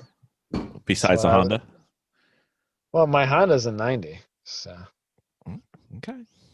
All right. yeah, I would stick to that golden redwood era of mediocrity that is 1980 to 1990. Yep. Okay, the girls won't ask it, so I will. Jeremy, Hammond, May, Chris, Matt, other. Uh, What is he? Probably Jeremy Clarkson. He knows. He's pretty he's was pretty no special, man. I haven't watched a lot of Top Gear, but like what I have watched, I've thought that's a cool dude right there. I'd hang out with that guy. I'd let that guy punch my producer in the face. Well, that's because you got your hubs on fire, so you got Yeah. somebody else to do that for you. Somebody's got to do my dirty work for me. So where would your ultimate road trip be from and to, and in what car? To Honda. like you gotta do it in the car, huh? You gotta like not drive it with an RV. Not drive it with an RV. Well, if your ultimate road trip is in an RV, that is an answer. No, that's a stupid idea. RVs aren't that fun to drive. They're luxurious and relaxing to drive, but they're not fun. I did. I plated my race car with antique plates because Illinois doesn't do emissions checks on anything pre-OBD 0 nowadays, and they also don't have inspections. And they have a lot more to worry about than like crappy old Honda race cars with no headlights. So Right. So I plated my car and I drove it to my home track of Gingerman Raceway, like 2 hours away, in April or May. I think it was May. Like right when the pandemic was like, it was the first. I actually was at the track the first day possible to be at the track. Like the track had been closed for a couple months. And they were like, well, we're going to do an event. And so I was like, well, I'm doing it. I'm driving it. And F it. I'm taking the car. Like I plated it and I had some 100 treadwear Nankangs and like me and my buddy, we just cruised up and like just that stupid little simple road trip. And I took like the back roads home against the lake shore and like the Lake Michigan's off to your right. Yep. As you're driving down the back roads, like Mhm. it's such a simple little trip. And like Gingerman's like not the most inspiring track, but like I would live that single Sunday over and over and over and over again. It was like kind of it was my favorite day I've had in probably 5 or 6 years. I loved it. Awesome. What is your favorite car movie or car from a movie of all time? My favorite car movie is American Graffiti, Oh, wow. by far. And my favorite car is probably not from that movie. It's probably the Bullet Mustang from Bullet. I love Bullet, even though it's like not the best movie storyline wise. Like it's a Steve McQueen movie, so everybody celebrates it, but like its plot line kind of plods along and trips over itself. It's a Steve McQueen movie. Yeah, or the French Connection, like the original French Connection, is a great movie too. That's a cool car chase scene. But It is. I don't know. The American Graffiti though is probably it's I could watch that movie like over and over and over again. I love that movie, but I don't love the cars in it as much. Yeah. I actually got to see that in the theater, so that was quite fun. My wife and I went to a drive-in to watch it probably 5 or 8 years ago, and seeing it on the big screen outdoors, like that was super fun. I've loved that movie since I was a kid. My dad introduced it to me. It was part of the thing that like got me into the car scene. Mhm. We had kind of a town like that, one town over in Lansing, Illinois. They had a big cruise night through like the old school downtown. And Right. every Friday, Saturday night, like that was what got us kind of into cars. Like we'd hang out in the Walgreens parking lot. Like we wouldn't do anything. Like we never really hardly even street raced. We didn't have fast cars, but like it was like the scene that I wanted to be in. So Yeah. So you built it. Not a yeah, problem. sort of. Yeah. Okay. what car would you love to switch into that you're currently racing or have raced against in the past, and what track? If I could hop into anybody's car, Yep. there is he won our GLTC season champion position this year. Eric Cattell. He's I mean, the car didn't win the championship. He did. Like the dude can drive, but he's just about won the runoffs a bunch of years in a row. He is a machine in car prep. He's just so good at wheeling it too. But it's basically the same car as mine, only one generation newer. But it's so dialed. It's definitely the most dialed, like 88 to 2000 Honda of all time. Like it's so sorted out. He's got a bunch of stuff from honed developments in Australia, a bunch of crazy suspension stuff, and he's put so much work into the car. And it's literally the only Honda Civic that can out corner the most professionally set up Miatas I've ever seen. So it's probably the most dialed front wheel drive car of all time. And I would jump into that car like any day. Where would you want your chance to be at? I would love to drive that car at Mid Ohio, which is kind of like my secondary home track. Okay. And it's a really, really good track for like a GLTC level power car. Like it's just a fun track for that level. Chicane or no chicane? I like the club course with the chicane. You dive into that thing, make that hard right hander, brake hard, and then or brake light, and then make the fast left hander and brake hard going to the keyhole. That's a fun setup. I love the club course. Yeah, I prefer that actually, but myself too. We actually run it. We run it pro course for GridLife, largely because of the speed of time attack cars that we have. Right. I ran it for a bunch of years in a row. I've instructed with SCCA with the Ohio Valley region, and we always run a club course on the Fridays that I instructed them. And I love club course every time. It's the best. So Vicki's favorite question, but she's occupied. What car, if any, would you want to wipe away from history? Could be a single car. It could be a model of car. Whatever. Pontiac Aztec. What a piece of junk. It's almost an RV. It's like my college roommate's girlfriend, who's now his wife, had one when we were in college, and she bought it. And she paid a bunch of money for it. It was like almost brand new at the time. She was a couple years older than us and was a nursing student, so she had like a job. So she bought this Pontiac Aztec, and it was like dead reliable for them for like 250,000 miles. And every time we'd go hang out with Keith and Brenda, I would be like, "Why is this car still alive? Throw this." It's the ugliest thing I've ever seen. But then again, like it also sort of looks like a Lamborghini Urus or whatever they call it. Go. I don't know. Beauty or ugliness is in the eye of the beholder, I guess. Yeah, you're not the first person to say that about the Aztec. Yeah, that's a bad car. It's in the lead, actually. Yeah, it is. It is. So, what's your favorite track so far? My favorite track to drive is I love driving at Mid Ohio. I've driven there that's probably the track I've driven the second most amount.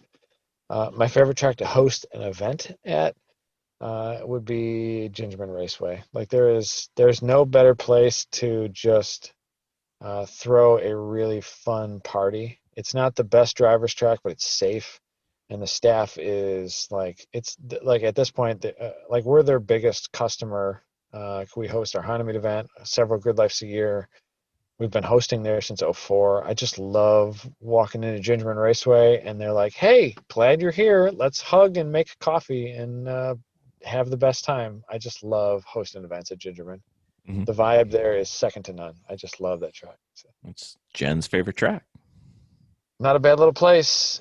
789 combo is like really hard to master too. Like it's not like if you found all the speed at Gingerman, you probably haven't actually found all the speed. You just think you did. Like it's not the easiest track to go to get everything out of the car. So. Nope, for sure. I think we did an event where we actually ran Gingerman backwards. It was kind of fun too. Yeah. Oh, it's so fun backwards. It is so much fun. Man, when 10 drops away from you, oh, it's the best. Oh my gosh. And then everything is a decreasing radius too. Like you're like, Yep. oh no. Yeah. Where'd it go? When we got Oh. yeah, when we got done with it, it's a relatively, I mean, it's relatively flat, but it does have some, Topography. yeah, it does. And the best way I can Yeah, put there's 5 Gingerman feet. is the best way I can put it is that it's subtly technical. You Yeah. don't know how Uh, technical it is until you're actually fun racing it. Until you start like staring at data and drive it for 6 years, like you really you still don't realize it. Like but it's also one of those cool tracks that you can kind of go. You can go like 9/10 and you can be like 2 cars offline. So it's fun to race at. Like Yep. it's really fun to go like door to door with other cars at, Hmm. because you can go really, really fast and be like, oh, you can like blow the apex completely because there's 2 Miatas to the right of you, and still get like most of the pace out of. So I think it's a really fun, and it's also forgiving for the most part. So it's a really fun track to do wheel to wheel at. It is. So, what's your favorite turn so far and why? My favorite turn anywhere. Yep. Probably turn 12 at Road Atlanta. You know And why? Road Atlanta is like, it's a big, wild, scary track, but like the first time, it's the only turn that I've ever like gone down. And the first, everybody was always like, okay, yeah, in your car, if you can do turn 12 like flat to the floor, like you got something going on. Like you got it figured out. You're going fast.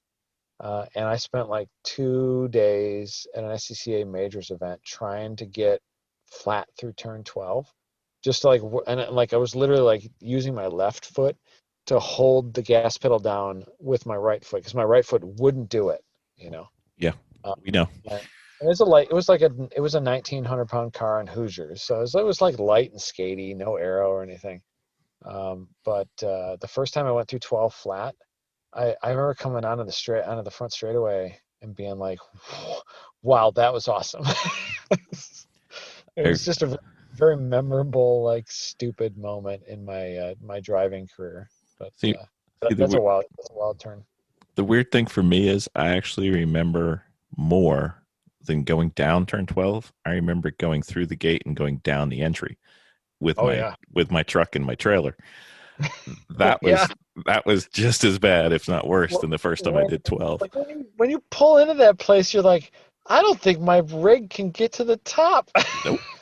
It's Nope. that's a big deep dip right there. Yeah, it's Try to do it on a pedal bike, no when chance. you're No in a hurry to exchange your radios because your radio died and you're trying to like talk to race control, because something is wrong and you're 5 minutes behind schedule and you got to get to the front office, and then the front office gate is locked and you still can't talk to race control, and then your event is screwed for the next half hour.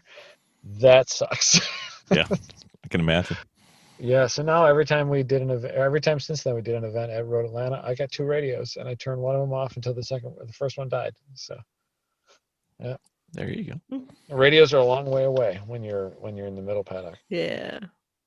So, in your opinion, how much of racing is learned versus how much is natural skill? I think it's almost entirely learned. I think a lot of the natural, and like when somebody says like, oh, he's just a natural, she's a natural, like they're so like it's so natural to them. I think they like have a lot of the inclinations and like, or their life has been like geared in some way towards like having natural skill that's applicable. But I think you can turn anybody into like a 95% race car driver if they want to be. Like you have to want to do it. Right. But like the most natural driver that I know, and I know him really, really well, and he's driven my car, he's driven a ton of other cars. Like the most like quote unquote natural driver is Tom O'Gorman. And a lot of people in the club race world know Tom, and they know he's really fast, and he's won IMSA races, and he's won SRO and PWC championships and stuff. And But like he spent his entire childhood driving video games and simulators and then autocross for years and years and years. And like you Mhm. can't call that natural. Like all he just like all he did, like he turned his entire life on its head as a child and an adolescent and a teenager because driving cars were the thing. So like that's not natural. That's a base skill set that he just started early, like the karting F1 kids, and Mhm. all the success stories. Like they just, they've got like the best building. Like Ayrton Senna, like when did he start karting? When he was like 5. Like yeah, he just started early. So So the last of our former guests / listener questions we had, we saved for last, and we think you may be this may be something that you have a certain amount of history with, and perhaps even skill. Do you have any tips for how to handle a post-race weekend hangover? oh man, Because it is no, real. it's the real. I'm still hungover from NOLA, and that was 10 days ago. And for the I think- audience, hungover does not mean alcohol. Well, in my case, it might be a little bit, but mostly not. I think the biggest thing that you got to do is just go to sleep. Like, I think the biggest exacerbator of like I don't know if I use that word right, but like the biggest reason that the post race hangover for me is so bad is that I usually get in the bus and I drive until I pass out to like try to get home. And then the next day you're driving on 3 hours of like Walmart parking lot sleep. Mhm. And Which is not the best. no, it's not good sleep because No. like the sun rises at Walmart before it rises anywhere else. Absolutely. It does. It's got its If you own haven't- time zone. If you slept in a Walmart, you know that. You're like, damn, that was like 2 hours ago. I ate that Chick-fil-A or ate that Steak and Shake and went to bed here. Mhm. How many Walmart but- parking lots have you been parked in? A lot, probably 75. Jennifer can relate, I'm sure. The correct answer is all of them. Yeah, enough to know that I hate sleeping in Walmart. But I think the biggest problem for me is the lack of sleep. Like at these events, like if I go to bed on time, it's midnight, and I have to be up at like 6 o'clock to like make sure all the teams are in place for tech inspection and like get the timing and scoring sorted and get registration going and all that stuff. And so if I have to be up at 6, that means my eyes snap open at 4:45. So I got Right. 4.5 hours of sleep, and I got 4.5 hours of sleep 4 nights in a row. And then you get 3 hours of sleep on the way home, and then you're just feeding yourself just the worst gas station coffee. And I think the biggest problem is the sleep. Like if you can get yourself to bed on time at a race weekend, I think like it's amazing. But I'm not sure because it's never happened. Yeah. It's a It's never ever happened. It's something he thinks about after every weekend. I have a hypothesis. My working theory is sleep is the way to cure the hangover. But I'm not really sure. I've never cured it. And to this day, like we're probably like 100 GridLife weekends in, and I still haven't taken a day off after an event because I always have too much to do. Yep. So I get home and like you just go to work the next day, and then it's the worst day ever. And then that compounds itself and gets worse and worse. And so like you got a 5 or 10 day hangover at that point. So. Yeah, I think it's the sleep is one. I think the adrenaline rush that you have throughout, especially if you're driving, Huge. just makes it, and then you go to work the next day and everybody's like, all you did was drive. How hard could it be? And I'm like, Yeah. There's a lot of truth to that saying where it's like, what do they say? It's like that racing is life and the rest is just waiting. But like, there's a lot of truth to that. Like being on a racetrack, it's the only time where, like when I'm actually driving and I'm focused, like even if I'm like in charge of the event, where you have a singular focus in life. Like you don't worry about your mortgage, you don't worry about property taxes or anything, or like going to work or like you can't. tax, like nothing happens. Like you don't have to worry about a single thing. You're not worrying about the babysitter or the vacuum cleaner, nothing. All you have to worry about is your next turn and your car and like the people around you and the drivers that you're going up against. Like it's the most pure, focused mental activity that I can even think of. Race weekend is the most of living in the moment. Yeah, seriously, it's all you can do. And like if you don't live in the moment, like you have a bad race weekend or you crash your race car. And if you do live in the moment, like when you get back out of that moment, you're like, wow, I want to get that moment again. I don't want all these other moments in between. I don't want to Like, think it's about my so- mortgage. Yeah, this house, I like my RV better than this house. I don't even want to be here. Like, man, These this people house has a living in my lawn. house. This house has a lawn and a dog that gets up at 5:30 that needs to be walked. And like, my RV doesn't have that. I just get up and I do race car things, and that's the moment. Yeah, there is something like it's a really distilled, pure version of living, and you get to do it. I don't know, That for was like great. 20 minutes to 2 hours at a time. And when you get to do it, like I think you're the luckiest person in the world. Like that's the best. Like there is something like so real and like primal and genuine about being behind the wheel, strapped in with a fire suit, and like there is something just like there's no better place to be. It doesn't get any better than that. That is the best ending I think we've ever had. Well, good, because that's true. It's the truest thing. Like it doesn't get any better. Like just why else would we do this if we just did it for like we don't do this for like the waiting at the tire shop to mount the tires, and then they're like, hey, these tires are bald, and you're like, those are brand new. Like, we don't do it for the oil changes or the sparkly oil that we find when we take the oil out of it because we're like running your engine too hard. Mhm. We don't do it for the endless credit card bills. Like we do it for that moment. Like that's a real moment. It's good. All right. So, most important question of the podcast, ladies, are we going to GridLife? I think we should go to GridLife. I think so I'd too. love to have you guys. Let me know. Let me know what dates work. We got the calendar coming out soon. 2021 season is locked, except for the Mid Ohio date. We're waiting on TV schedules. Got to get something on the East Coast. Well, most We're of trying. our team is works in schools, so it's basically the post school to preschool, assuming that everybody goes to school. So we'll find an event during the summer and we'll come bother you. Yeah, we will. We got a few for you when Okay. the schedule comes out. Let us know. And if you got a wheel-to-wheel car in the Chump Car in Lemons and WRO World, you're probably a few miles away from fitting right into GLTC too. So. Yep, we've got that, and we'll have a Spec E46. So one of the two we'll bring. Perfect. My Miata. Perfect. No, We've got an HPDE World for you to haunt the Camaros in. Don't worry. no, we will come and bother you, and we've got some post podcast suggestions for our 2 issues. So we'll cover those shortly. But thank you for coming on, Adam. It was great to talk to you. Yeah, thanks for having me, guys. Dominating with Dawson. Ben Dawson. All right.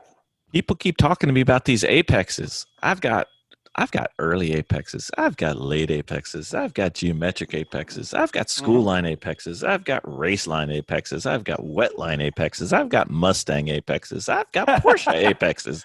I've got all these apexes. How many apexes are there, and what do they mean?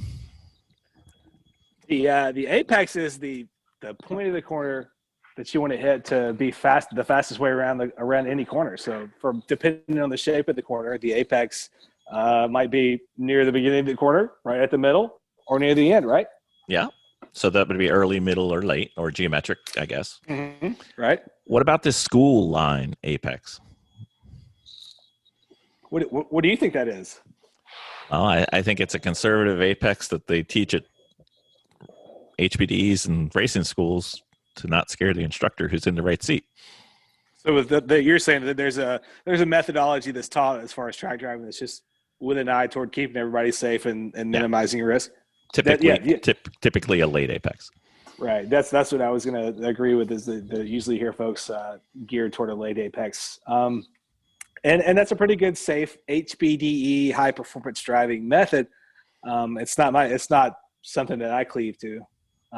In my mind, my goals, as far as I'm always thinking of things in terms of being an amateur endurance racer, which we are. And I'm always just thinking about traffic, like what approach is going to help me and be most advantageous to me in traffic. And that's always, in my mind, getting the apex and the rotation done in the sequence of corners as soon as I can. So hopefully I can get the wheel open and get on the throttle before the people around me so that I can pass people. I'm always trying to make my passes on the way out of a corner if I can. Okay. So avoid the dive bomb and take them on the next. Right. Because, it's a dive bomb is just, I don't have an unlimited body shop budget. Yes. And also I've got kids who depend on me. So I'm not trying to dive bomb everybody, but I can usually get it done just as effectively and safer on the way out of the corner because people be sleeping and not good at this. So with more of it in your control. Yeah. Right. So yeah, because for the most part, like if I got to get it done on the way into a corner, I will if I feel safe about it. But if I need to wait, it's an endurance race. If I need to wait instead of passing somebody on the way in, and I can just give it a second and try to get it on the way out, what is the difference, right? Well, that 1 second could be the difference between nothing. Right. So school line apexes are typically late. What about race line apexes? Are they just the fastest way? Well, yeah. In general, I would generalize and say that people who race are competitive enough that they're going to figure out what's working well for their car in traffic and the apexes wherever they can make a pass go. whatever the fastest way they can get around with their cars. I don't think that there's it's not a situation where, okay, the school line is a known quantity and we know that's like a kind of standard late apex. And then to turn around and say, okay, that correlates to a race line, which is, not a late apex, but exactly on the apex. I would say that the race line is anywhere. The race line is anywhere that works and you're passing people. Would it be fair to say that generically it's probably closer to the geometric than what they would call the school line apex? Yeah, for the most part, you would see a racer doing a late apex if it made sense geometrically or if it was going to work out for a pass that time around. You know what I mean? Yeah. But they also have different goals, right? Right. Like I think the goal of a DE is to kind of have a universal approach that lets everybody have fun, feel like they're going pretty fast, but also is like, all right, hey, you're going to come off this apex late and you're likely to be at an angle that's not going to put you in a bunch of trouble at the exit. And you know what I mean? Like it's a whole different thing than what we're doing. And I don't disparage. I think there's a lot of value to teaching people how to drive any way they can as far as better driving than the highway. Sure. Absolutely. All right. Last one. There's this wet line apex. I've heard. Oh, we should go back really quickly to talk about early apexes. Oh, sure. Have you ever heard of what pitfalls might come with early apexes? So with an early apex, if you're trying to get rotated too early, you might run out of room on the exit. You might run off. So yeah, that's something else to think about. A chronic early apexer. When I first started. That's right. Yes, I have adjusted many, many times on my decreasing amount of track as I was leaving the building. Yeah. Like, whoa, where is the track going? Why is the track green? But also, you always hear me harp on this podcast about early apexes in my own driving. I definitely am always skewed toward that ideal in my own driving, as I'm trying to get the apex and stuff done early because I'm always headed out with the goal of making it back to the gas and getting the wheel straight sooner than the people who are near me on track. Absolutely. What about the wet line? Does it have like a typical apex, or is it just kind of it is what it is, and we find it out, and every turn doesn't matter because it depends on how much rain, depends on a whole bunch of stuff?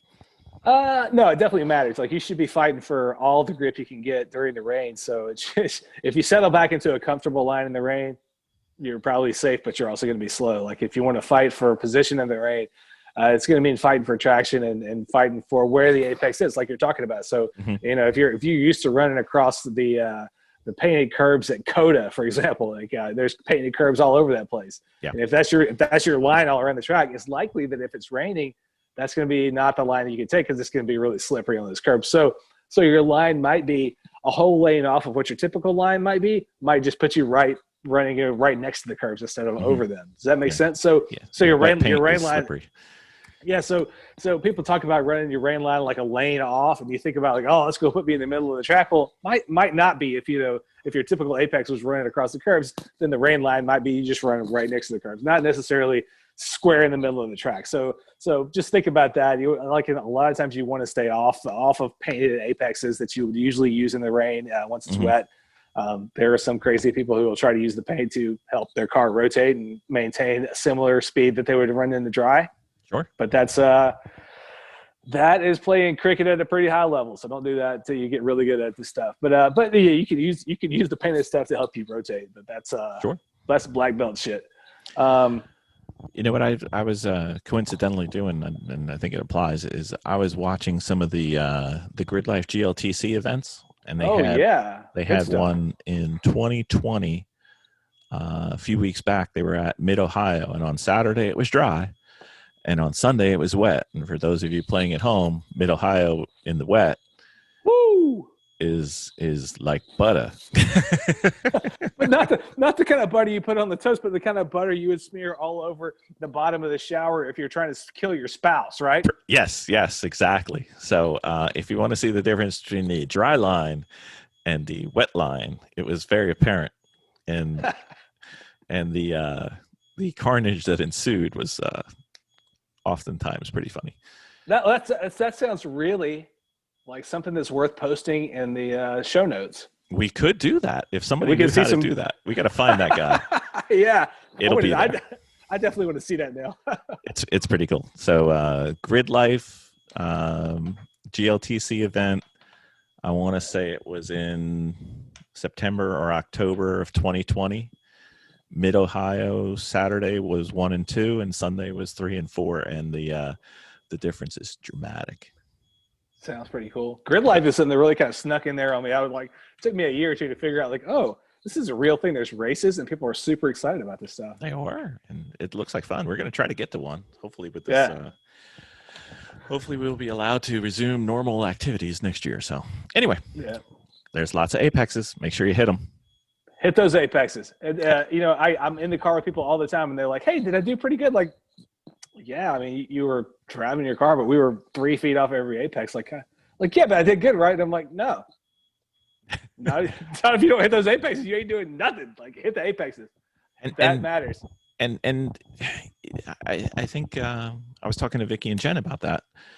They were hitting the apexes, but missing them by a foot or foot and a half. And it was hitting them? That's what I mean. They were hitting what they were aiming at, but what they were aiming at wasn't enough. And I tried to explain to them that little bit matters. It feels crazy to feel like you're driving through a curb, I'm like, I'm going to just jump this thing. But that's a lot of times that's the difference between putting your car in the right spot to be fast or being near where you need to be fast. And inches, literally inches, even less than inches, matter. Yep. Yeah. So yeah, you're right. There's a lot of stuff to dial in as you get your car placement stuff together. Like, yeah, I'm nailing this. And then they're like, you're right. And somebody might ride with you and be like, you're close to nailing it, but you're not quite there yet. So it's all small adjustments, but it's important to hit the apexes, I think. Yep. Right? Yep. If you're trying to run the fast lap times and win the races, making those apexes counts. Yep. And I can't count the number of times people have told me, hey, use all the track. You paid for it. True. Yeah. And that's true. I'm going to use all the track plus some if I can get away with it. But absolutely. Yeah, you want to use every bit of paved surface to your geometrical advantage. Even if you're coming out of the corner and the last corner didn't go well and you're just trying to figure it out how to kind of get back onto your line, use every bit of the track to your advantage for sure. And if you see the curbing on the inside or the outside of a turn and you see a big dirt spot, or even better, if you see a big gouge of it missing, you know exactly what the racers are doing. and you know exactly what to stay away from. Yeah, don't hit the divot, but they hit the divot because that's where they're aiming at and they missed. Yeah. So you want to be out there, not all the way out there, but out there, or else you're not hitting the apex. That's a good point. You can usually ride around the track and see like, oh, okay, here's where the guys who are hitting it really hard are going. It may not be exactly where you want to put your car, because also you never want to be near the end of a curving section, but sometimes it's very revealing where you're like, oh, okay, why are there so many tire marks over here? Did it one time. Yeah, it's pretty miserable. Like if you ever watch race videos where I'm driving and I have to reach up and adjust the mirror, it's because I've done one of those. Yeah. I did it at Mid Ohio. It was quite painful. Yeah. But that's the limit that you're trying to get to. When you say hit the apex, you are talking about it could be all the way onto the curb. It could be right next to the curb. It could be way onto the curb. There's some places it's a half a car onto the curb or more. Yeah. Yep. And also there are also places where there's a curb there. The track put a curb there, thinking that's where people would need to go. Yep. Just didn't work out. So there are some places where there's a curb over there, but the real line is not anywhere near the curb. Right. But in general, most of the curbs are there because that's where they got tired of replacing dirt. Exactly right. Yep. Thank you, sir. All right.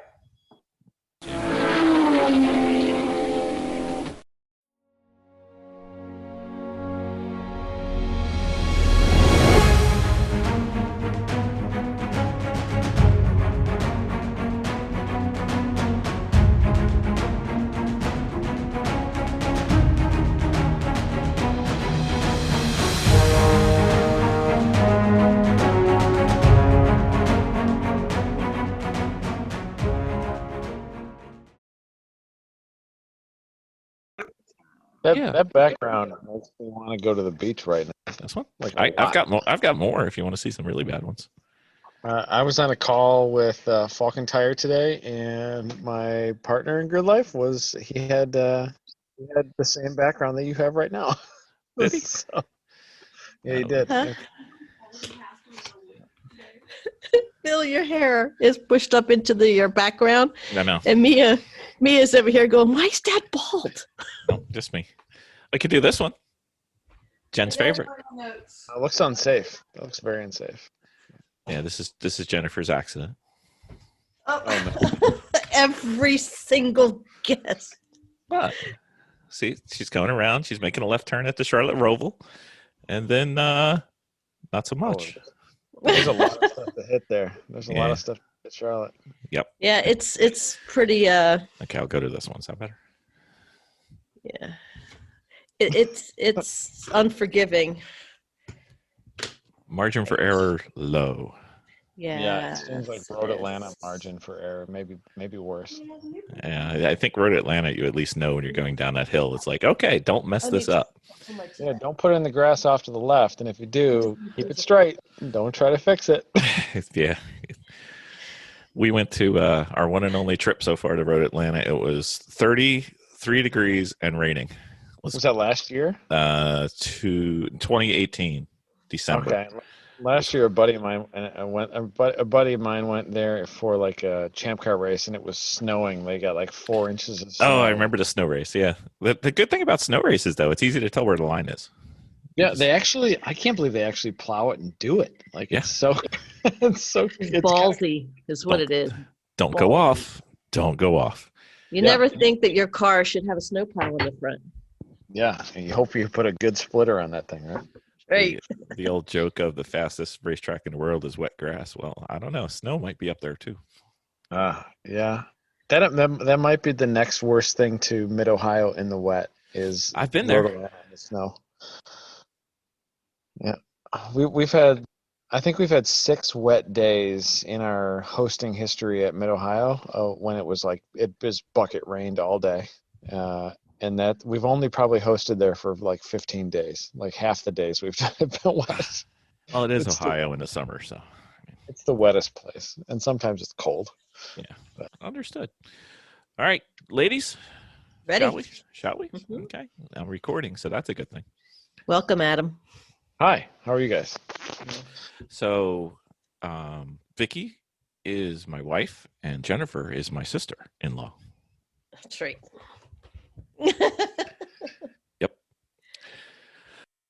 So you guys host a podcast with family? That seems like that almost seems like a worse idea than hosting it with your friends.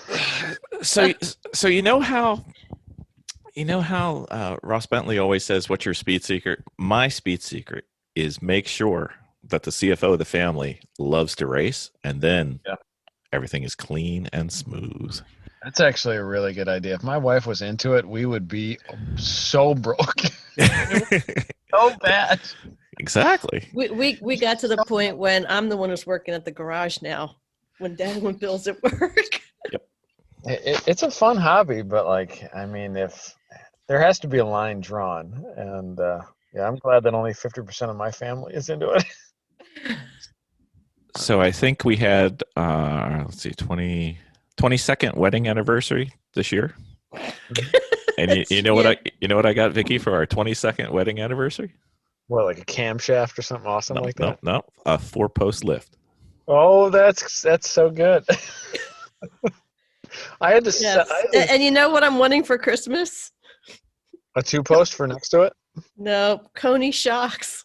Oh, that's a good long-lasting shock right there. Yeah, He's a Coney, but Bill's trying to talk me into Foxes. But I don't know. I would recommend Coney. I've actually slept in a bed with Lee from Coney, and he's a super. Well, listen, we don't want to know why you recommended Coney. We can just stop with this story. We don't need to. Super nice fella. You really should support that man. Okay, all right. Pitcher or catcher? That's all I'm saying. Anyway, yeah, he's married to a girl. I'm married to a girl, but we're both friends, right? Okay, apparently. Yeah. Okay. Yeah. I've ran a bunch of different Coneys. I've ran yellows, race valve yellows, and Coney 3011s. I don't think you can go very wrong with Coney. Well, I have Coneys going on a Miata, so we're going through flying Miata for them.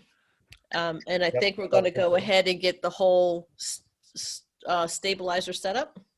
Roll bars and stuff. Yeah. Yeah. Roll bars and springs. And that's what I'm doing down the shop tomorrow, is taking the struts off the tires. Because you broke them on the last trip. Because I broke them. Can't go very wrong with that setup. I know. I just broke Bill Steen. Was that the one that you like? It looked like I was on your Facebook, and it looked like you shaved a shock shaft. That was before she broke it. Yeah, like what are you doing to this poor Miata? Okay, so when we got the Miata, I kept thinking that the rattling in the back was the hardware on the soft top, because it's an add-on soft top, and I could never find out where this rattle was. But when it's not an add-on soft top. No, I think it is. No, it's not. An aftermarket. No, it's not. The hard top is add-on. Okay. I think they all, unless you could buy a Miata with no roof, I think they all came with some sort of top. Yeah. Yeah. So I kept hearing this rattle, and I kept thinking it was the hardware, or the setup, or maybe a seatbelt that kept hitting the roll bar, but whatever. I could never find out where this was. And we know where it is now.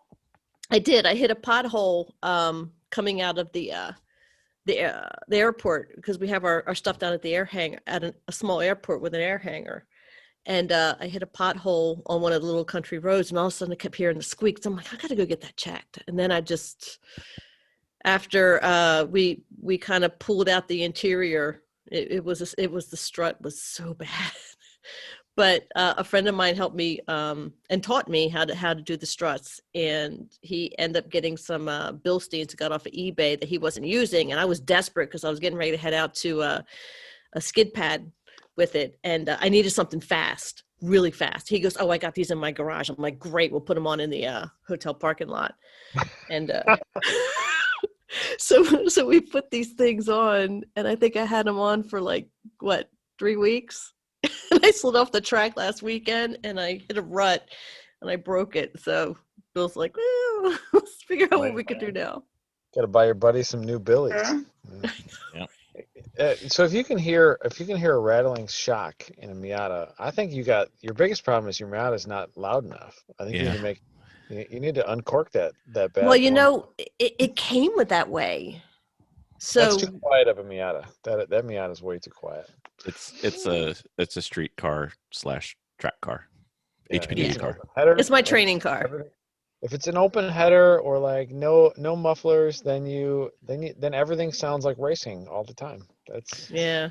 Well, it's also got a turbo, so that makes it even quieter. So. Yeah, it's got it has a Fly Miata insert in it after turbo. Yeah, I'm working on my terminology. Not insert. No. Just an exhaust insert. One of those whooshy boys. Yes. It goes I pew have- pew pew. I have it on my I have it going as a banner going on my windshield. It says pew pew pew. That sounds like a pretty cool Miata, actually. It is pretty cool. It's pretty awesome.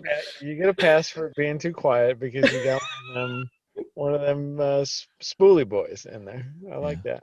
Yeah, she's got a big snail in there, and she likes how when the blow off valve goes pew. So I think this is my like my 10th different podcast in racing world. So I'm glad that there's more and more racing podcasts in the world. So thank you for having me. No worries. I'm not sure why you chose me to ruin your podcast for this week. Well, we can't keep ruining it all by ourselves. We have to have somebody else. You've actually glad come I'm up a here. couple times. I'm glad. Well, I'm sorry to hear that, but I'm glad I'm here. So. We've had prior guests say we have to go to your GridLife event next year. Well, they wanted us to go this year, and we're like, we are not going to GridLife this year. No. Who told you to come? I should Eric Meyer? Eric, Eric's a and good dude.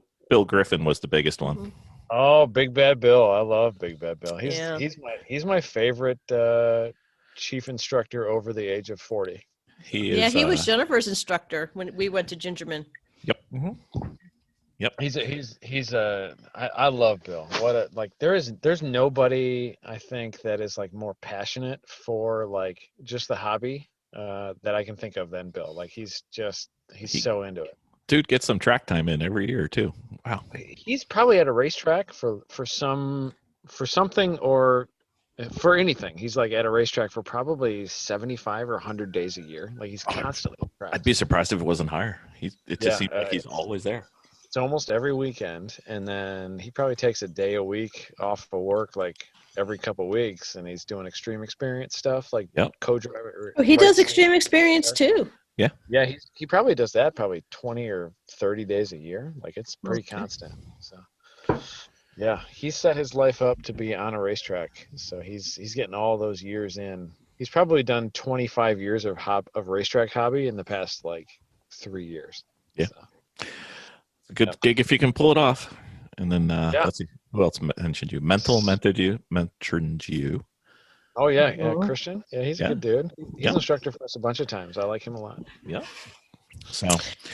So me being the planner, I was putting together our season for next year, and once you guys posted your season, well, it looks like some of your season, maybe more to add. Who knows? I wanted the girls to know what it was, so we could make the wise choice. And well, no, if we were making a wise choice, we wouldn't go to any racetracks. But make a good choice and go to see one of your events, and maybe some other people don't know about it. We'd love to. Next 2021 is going to be kind of our eastward push. We tried to get a few dates. Burning Pod. We settle down, woman. Right. We can say things twice. We tried to head east, but we're not quite there yet. None of the dates worked out on any of the half a dozen East Coast tracks that we wanted to get to. But our 2020 or 2021 season will be announced. Actually, 2022 I meant for East, but 2021 season will be announced shortly. We're still waiting on. Mid Ohio always seems to like. We're like the event that they like bounce around in between all their TV events like NASCAR and IndyCar. So we're still waiting on our choice, on like their choice of like 3 weekends of us. Right. So yeah, we're kind of we get slapped around by all the TV events. We did get like the best weekend of the year at Mid Ohio this year because of the Olympics moving the IndyCar date. Oh, okay. So we got the IndyCar date, and then the Olympics didn't happen, and IndyCar didn't happen, so we still got the best weekend of the year. But awesome. It did rain. It did rain for like 1.5 of our 3-day weekend. So yeah, I've been on we're real close. It's the slipperiest place in the world. I think so. In the wet, so I would say. All right, before Jen falls asleep.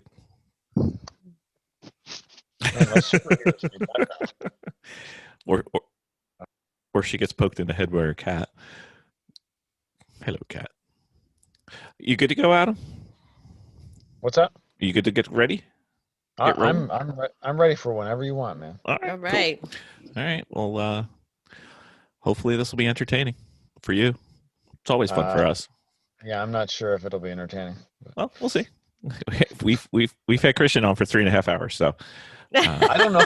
I don't know if I have enough battery for that. no, that's okay. I don't know if we had enough battery for that, but we did. Mental can talk. Yeah. Oh no. What? They're canceling Frankmas. I'm sorry. Okay. So, hey. Okay, go ahead. I'm here. I'm here. Really? I'm here. You've Yes. left the chair how many times? Stay with me. Well, I had to Stay get with my me. tea. It's good. Good to go. All right. Very well.